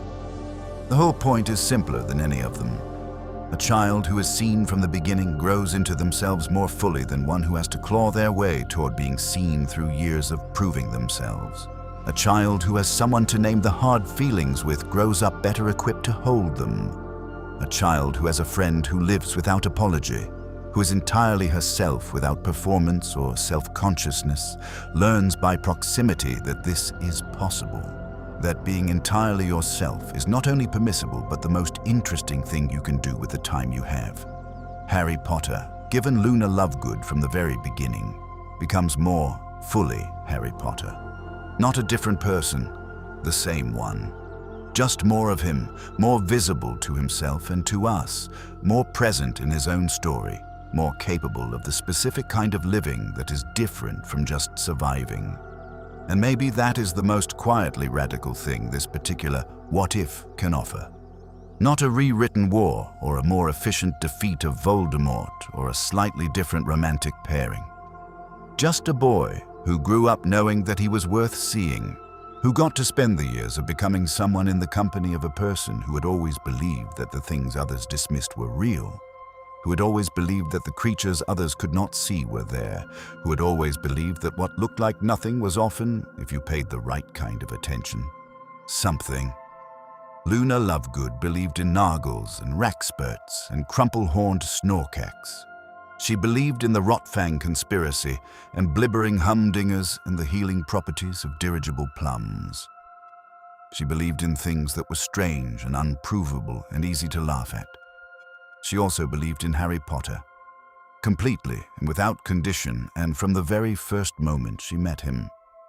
She believed in him the way she believed in all the other invisible things, with the absolute confidence of someone who can see clearly what others have decided not to look for, and in this version, she believed in him from the beginning, from the train. From the first day of a story that was going to be enormous and terrible and ultimately beautiful. The way the best stories are, the way all the best true things are, enormous and terrible and ultimately, finally, beautiful. The door opens. The girl sits down, the boy looks up, and the story begins. Let us talk about something that sits beneath all of the specific narrative changes we have been exploring, something structural that this alternative timeline illuminates about the original story. The Harry Potter series is often described as a story about how love is the most powerful force in the magical world, about how Lily Potter's sacrifice created a protection that Voldemort could not breach. And that is true. It is an important truth about the series, but there is a more specific version of that truth that is easy to miss. which is that the kind of love the series values most is not the grand, dramatic, sacrificial kind, though it honors that too. The kind of love the series keeps returning to, keeps insisting on, keeps demonstrating, is the more ordinary and in some ways more demanding kind. The love that shows up in the Tuesday evenings and the quiet moments and the refusal to look away when someone is struggling. The love that does not require a crisis to justify it. Luna Lovegood embodies that kind of love more purely than almost any other character in the series. She is not dramatic about caring. She does not make declarations or speeches. She does not perform her affection for Harry in the ways that the world around him keeps performing things for an audience, for effect, for the record. She simply shows up. She simply stays. She simply keeps seeing him clearly, year after year, regardless of what he has done or failed to do, regardless of how he is behaving in any given moment, regardless of whether the evidence supports the conclusion that he is worth staying for. She has already decided that he is worth staying for. That decision was made early and was not revisited. There is something almost ferocious about this kind of love, this steady, undemonstrative, presence-based love. It asks nothing from the person being loved except that they allow themselves to be seen. And for someone like Harry, who has spent his whole life either being invisible or being seen only as a symbol, being seen as a person by someone who has decided to keep looking is the most radical possible gift. In canon, Harry receives this gift late. He receives it when Luna appears in his life in 5th year and begins that slow process of being seen that he so desperately needed. And it does help him, even arriving late, even having only 2.5 years to work with before the war ends. It makes him the person who can walk into the forest. It makes him the person who comes back. That small and late portion of what Luna could give him is still enough to change the outcome. Now imagine it arriving not at 5 years to the end, but at 7 years before it. Imagine it working on Harry, not from year 5 forward, but from year 1. Imagine it present in every subsequent conversation, reinforcing itself, building on itself, creating layer upon layer of the particular security that comes from knowing, at depth, that you are seen and valued, and not in danger of losing that. Imagine Harry arriving at every subsequent crisis, not only with the crisis management skills he develops in canon, but with this additional foundation under him, this specific knowledge that he is worth seeing. That Harry is still going to have an enormously difficult 7 years. The circumstances of his life are not within anyone's control except Voldemort's, and Voldemort is not going to stop making things difficult just because Harry has a better support system. But that Harry faces those circumstances from a slightly different interior position. He is slightly more himself. He is slightly more capable of asking for help, of naming what is happening, of staying present in the difficulty rather than dissociating from it through the management of pure action. He is slightly more in relationship with the people around him, slightly more capable of being genuinely known by them rather than performing the expected version of himself for their benefit. And a Harry who is more genuinely known by the people around him is, paradoxically, more capable of protecting them.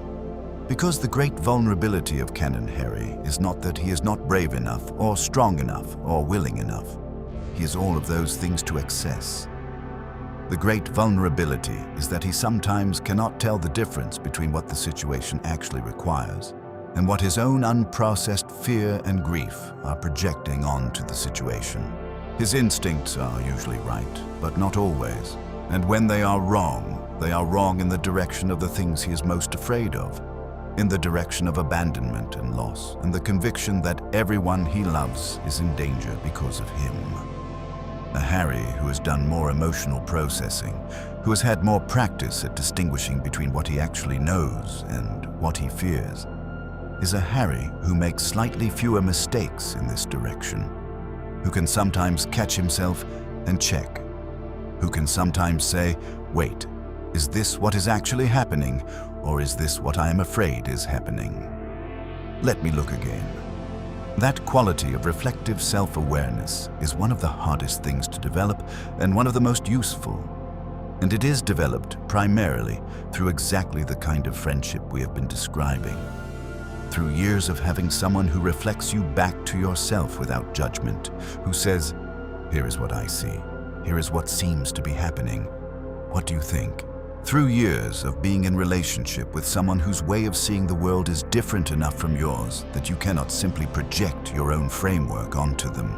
You have to actually engage with their perspective as genuinely different and worth taking seriously. Luna is this for Harry in every version of events where they are friends. She is the person who makes him think differently because her thinking is so genuinely different from his own. She is the person who catches his projections, not because she is analytically sophisticated about psychology, but because she is simply not going to agree with something just because Harry says it, any more than she would agree with something the ministry says just because the ministry says it. She evaluates things on their own terms. She asks, in her sideways way, whether the conclusion Harry has reached actually follows from the evidence, or whether it might follow from something else. And Harry, who respects her enough by this point to take her seriously, even when he does not understand her, is forced to actually look again. This is the gift that most of the people in Harry's life cannot fully give him, not because they do not care, but because they are too involved in the same narrative to be outside it. Ron and Hermione are in the story with Harry. They are dealing with the same events from different but equally involved positions. They have their own fears and projections about what is happening, and those fears and projections are not identical to Harry's, but they are adjacent, and they are all being amplified by the same circumstances. Luna is adjacent to the story, rather than in it. She is affected by everything that happens, but she is not a soldier in it, not a player in it, not defined by her role in it the way the rest of them are. She has an outside perspective, and outside perspectives, delivered with genuine care by someone who is not trying to achieve anything except to tell you what they see, are among the rarest and most valuable things available to a person in crisis. Harry Potter was in crisis for essentially the entirety of his adolescence. Not in the theatrical sense, not every single day was an emergency, but in the structural sense, the sense of living in conditions that are fundamentally unsuited to healthy development, conditions that require constant vigilance and management and suppression of the normal needs of a growing person. He needed more outside perspectives than he got. He needed more people who were not entirely caught up in the urgency of the immediate situation to occasionally pull back and say, "Let us look at this from a different angle. Let us think about what you are actually feeling rather than what you are doing about what you are feeling. Let us slow down for a moment and just be here." Luna is that person. She always was that person in every version of events. The question this alternative timeline asks is simply, what if she had been that person from the very beginning? When Harry needed her most, when the grooves that would define his character were still being cut, when the patterns of thinking and feeling and responding that he would carry for the rest of his life were still being formed.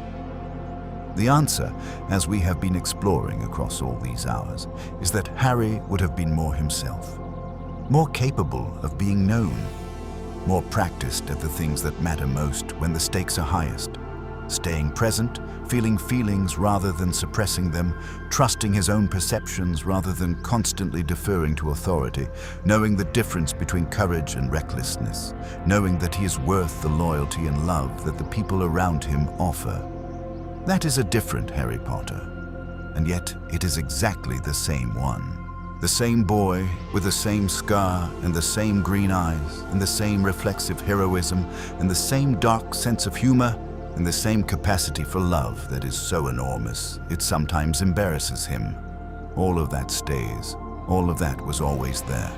What changes is simply how much of it he gets to be, how fully he inhabits himself, how much of the interior life that was always his is allowed to be visible rather than buried under the management of an impossible situation. Luna Lovegood, sitting down across from Harry Potter on the Hogwarts Express on the 1st of September, does not know she's doing anything important. She's just sitting down, She is just being herself. She is just looking at the boy across from her with the same clear and interested attention she brings to everything, the same genuine curiosity, the same undefended openness. She is just doing what she always does, which is to be completely present with whatever is in front of her. But what is in front of her is Harry Potter, and Harry Potter, for once, for the first time, for the beginning, is being seen. And the seeing saves him, not dramatically, not all at once, over years, slowly, in the accumulation of ordinary moments and hard conversations and shared silences, and the particular kind of laughter that only happens between people who know each other well enough to be surprising. In the long and patient work of being known by someone who has decided you are worth knowing, the seeing saves him. And because it saves him, he saves everyone else. And because he saves everyone else, the world that follows is one in which people like Luna can exist and thrive and go out into the wide, strange world looking for the things that are there but that not everyone has eyes to see. That is the loop. That is the gift. That is what a friendship from the beginning can do. The train pulls out of King's Cross. The countryside blurs past the windows. Two children sit across from each other in a compartment that smells like possibility and pumpkin pasties and the very beginning of something. One of them is looking out the window. The other is looking at him. She sees a person. She has always been very good at seeing people. And so the story begins. There is a version of this conversation that never gets had in the books, and it is one of the quiet losses of the canon.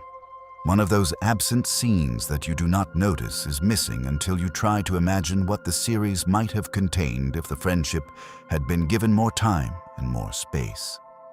The conversation is simple. It is Harry and Luna, somewhere in the middle of their years at Hogwarts.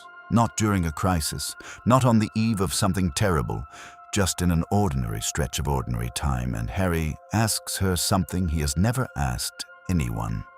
He asks her what she thinks happens after. Not in the war, not after Voldemort, but after everything. When people die, where they go. What it means that the people he has lost are somewhere that is not here. He has never asked this question directly to anyone.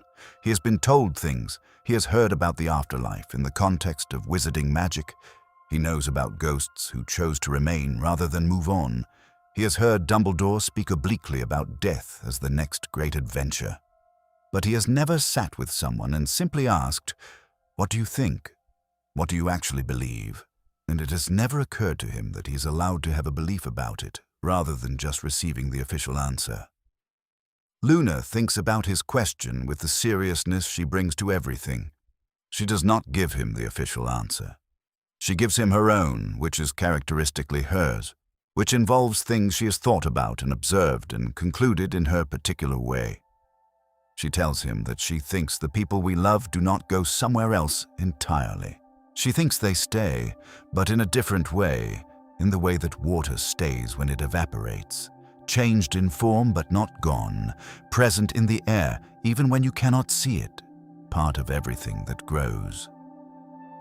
She thinks her mother is in the things her mother loved, in the experiments she ran and the notes she left, and the way Luna thinks about problems, because she learned to think by watching her mother think.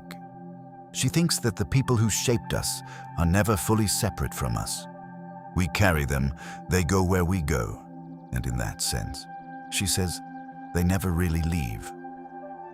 Harry sits with this for a long time. He does not know if he believes it in the exact way Luna believes it, but he believes the feeling of it, the shape of it, the sense that his parents are not simply absent, but present in some form that he cannot fully access, but that is real. He believes that Sirius is somewhere that is not nowhere. He believes that Cedric is somewhere. And for the first time since the graveyard, sitting with Luna in the ordinary afternoon light, that belief is not unbearable. It is actually, quietly, something close to a comfort. This is what Luna does that no one else in Harry's life quite manages. She makes the unbearable things slightly more bearable, not by making them smaller, but by making them real. By insisting on their reality and then insisting on the reality of the things that coexist with them. Yes, the loss is real, and also the love is real, and also the world is stranger and more generous than grief can see from inside it, and also the people we have lost are somewhere, changed but not gone. All of these things are true at the same time. And holding all of them at the same time is not a contradiction. It is the fullest possible response to being alive. The friendships that change us most are often not the ones that arrive with the most drama or the ones that feel the most immediately significant. They are the ones that work on us slowly, in the accumulation of small moments, in the way that good soil works on a seed. You do not watch the seed become a tree. You look away and look back, and there is a tree.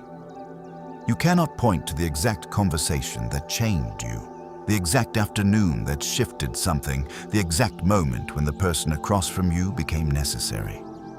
You can only look at yourself and know that you are different from what you were, and that the difference has a specific shape that matches the shape of this particular friendship. Harry Potter is different in this version in exactly the shape of Luna Lovegood's friendship. He is more capable of wonder.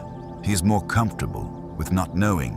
He is more practiced at naming what he feels before it builds to an explosion.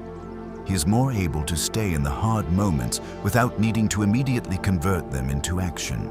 He is more trusting of his own perceptions, more willing to say, "This is what I actually see. This is what I actually believe," regardless of whether the people around him agree. He is, in sum, more himself. And being more himself turns out to be the thing that saves him, and through him, everyone else.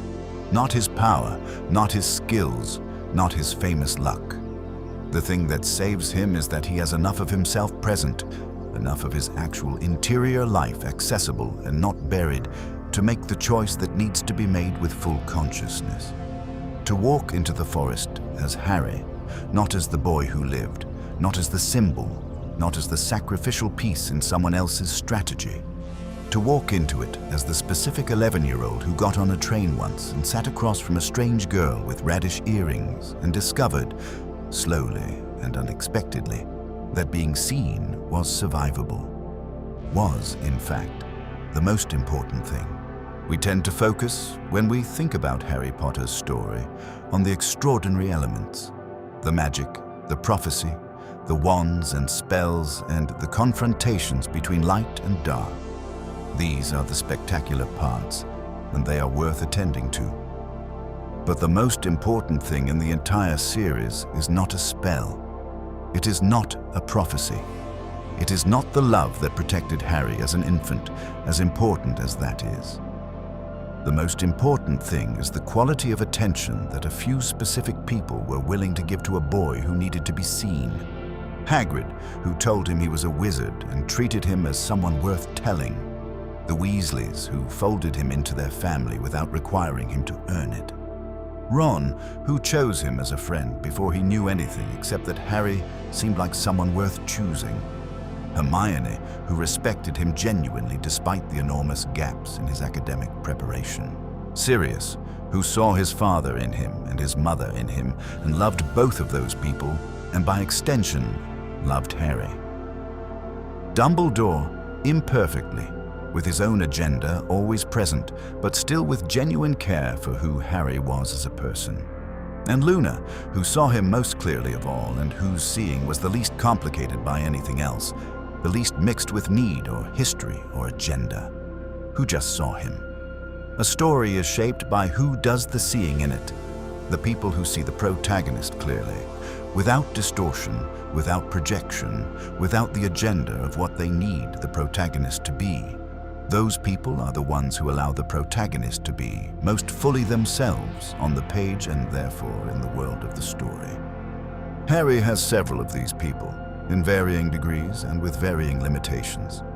He is lucky that way. He would have been luckier still if Luna had been among them from year 1. But even arriving in year 5, even with only 2.5 years of active presence before the end, Luna does the thing. She sees him. She keeps seeing him. She says his name with her particular quality of recognition, as though it refers to a specific and interesting person, rather than to a symbol or a legend, and in doing so, she keeps reminding him that he is a specific and interesting person, rather than a symbol or a legend.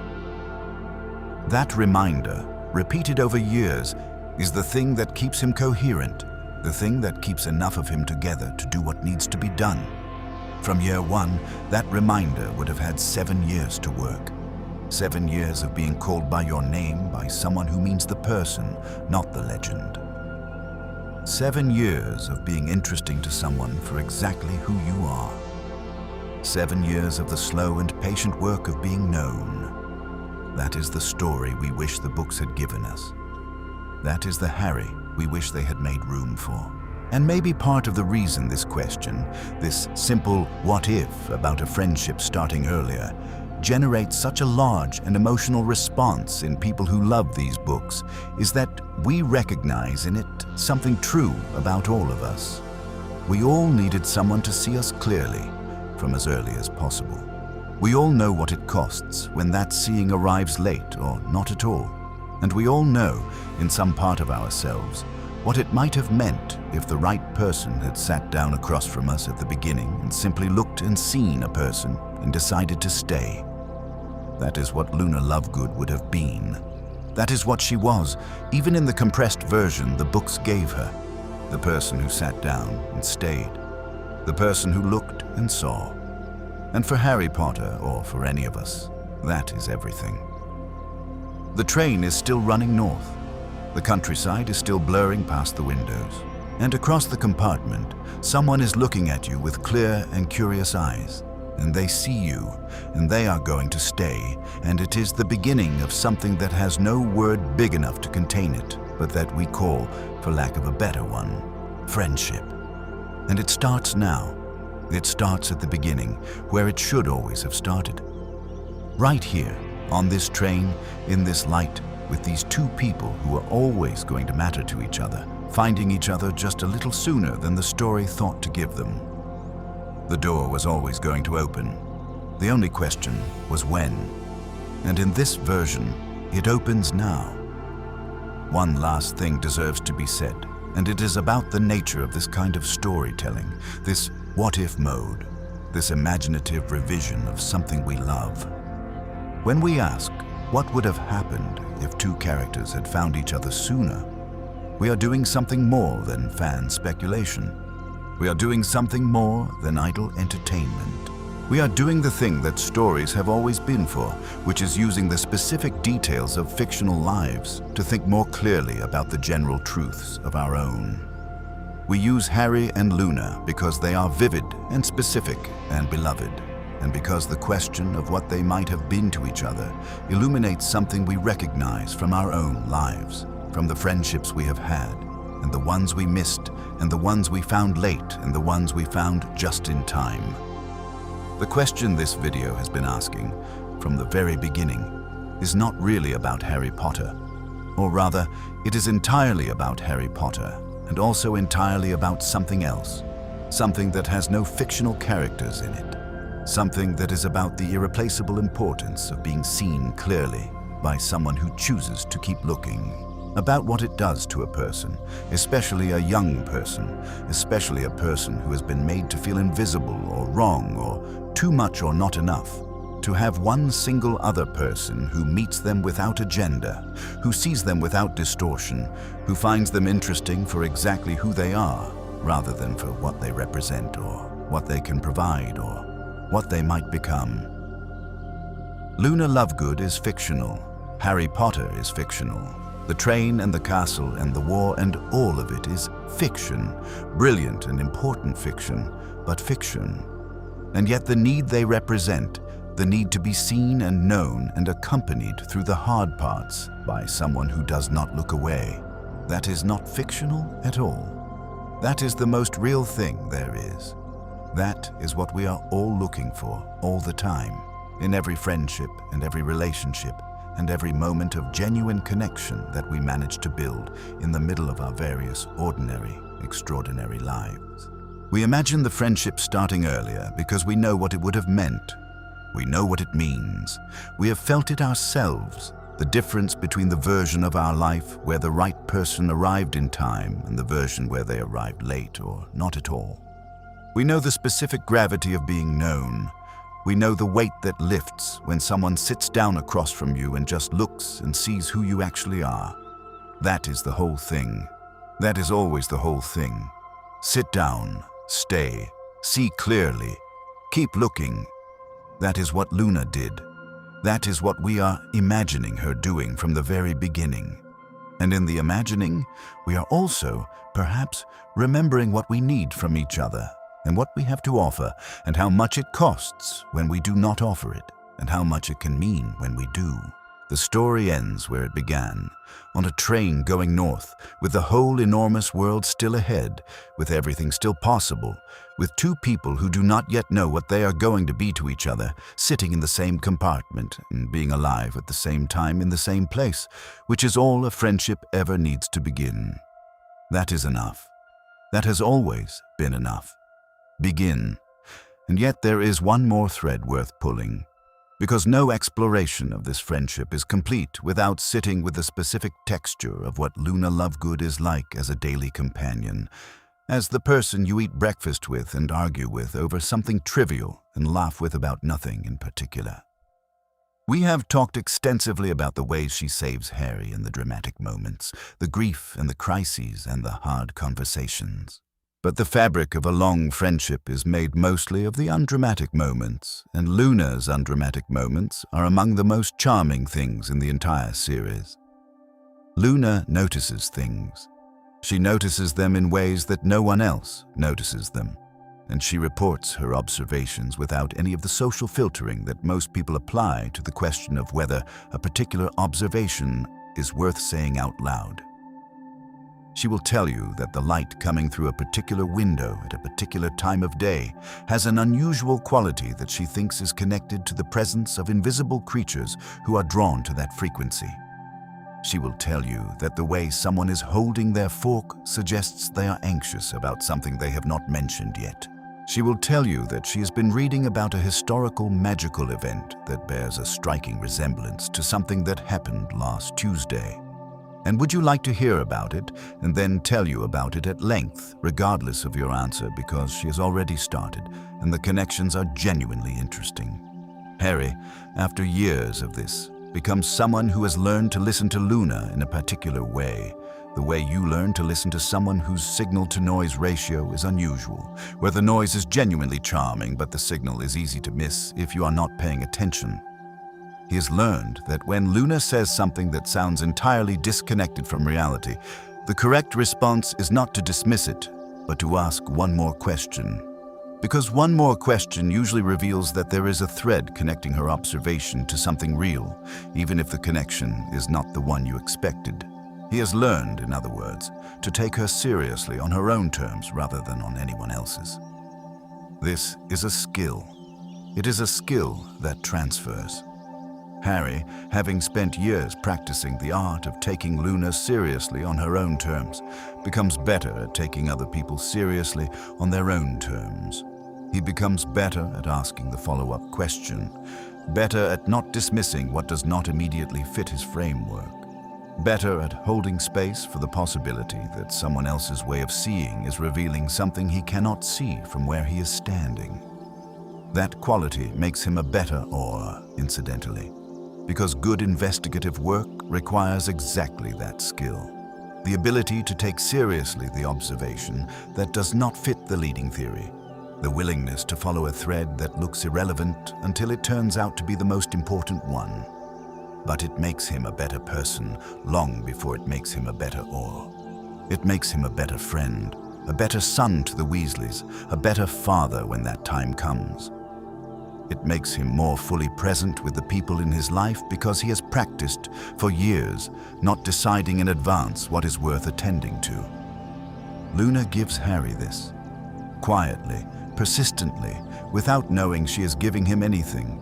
She gives him the practice of genuine attention, the practice of taking seriously what is in front of you even when it does not look the way you expected, the practice of staying curious rather than collapsing into conclusion. And Harry gives Luna something too, which we keep coming back to, but which deserves one final full examination. He gives her continuity. He gives her the experience of mattering to someone over time, not just in a single conversation or a single year, but across years, through change, through the accumulation of who they are both becoming. Luna is often treated as though she exists outside of time, outside of normal development, as though she arrived fully formed and will always be exactly as she is. But she is a person, and persons change, and the changes that happen in us over the years of a long friendship are some of the most important changes we undergo. Luna, with Harry's friendship from year one, develops in ways that her canon self does not quite have the conditions for. She develops a richer understanding of how to be in relationship, how to navigate the specific work of caring about someone who is different from you and being cared about in return. She develops, over years, a slightly softer edge in some places, not in the sense of becoming less herself, but in the sense of having been in enough genuine reciprocal caring to understand that other people's ways of processing things deserve the same patience she would want for her own. The friendship between Harry and Luna, given from the beginning, is not a one-way gift. It is not Luna rescuing Harry with her wisdom and Harry benefiting gratefully. It is two people genuinely changed by each other, genuinely shaped by the years of knowing each other, genuinely different for having been in each other's lives. That mutuality is what makes it a real friendship rather than a therapeutic relationship or a mentorship. They are peers. They are, in the fullest sense, equals, not in power or in magical ability or in the circumstances of their lives, but in the fundamental sense of people who bring something real and irreplaceable to each other that they could not have found elsewhere. Harry brings Luna his attention, his loyalty, his willingness to take her seriously when no one else will, his humor, his presence, his gradual and hard-won understanding of how she thinks. Luna brings Harry her clarity, her courage in the face of dismissal, her comfort with death and grief and the hard feelings, her refusal to let him perform strength when he is not strong, her genuine and uncomplicated belief in him that asks nothing in return. These are not small things. These are the things that make a life. And given from the beginning, given 7 years to accumulate and deepen and become the kind of knowing that changes not just what you think, but how you are, they become something that the books, for all their brilliance, could not quite give us in the time they had. That is what we have been imagining. That is what this long conversation has been reaching toward. Not a rewritten plot, not a different ending, just more time. Just the two of them, given the full 7 years, sitting across from each other in compartment after compartment of the ongoing train of their shared life. Being real with each other, being honest, being present, seeing and being seen, until the seeing becomes so deep and so familiar that it is simply the water they move through, the air they breathe, the condition of being themselves at all. The train is still running. It will always still be running.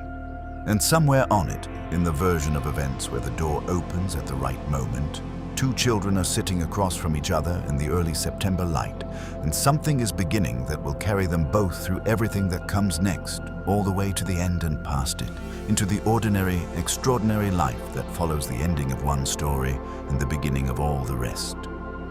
The girl looks at the boy. The boy looks back. Neither of them knows what they are to each other yet. They are about to find out. And it will be, as Luna would say, very good indeed.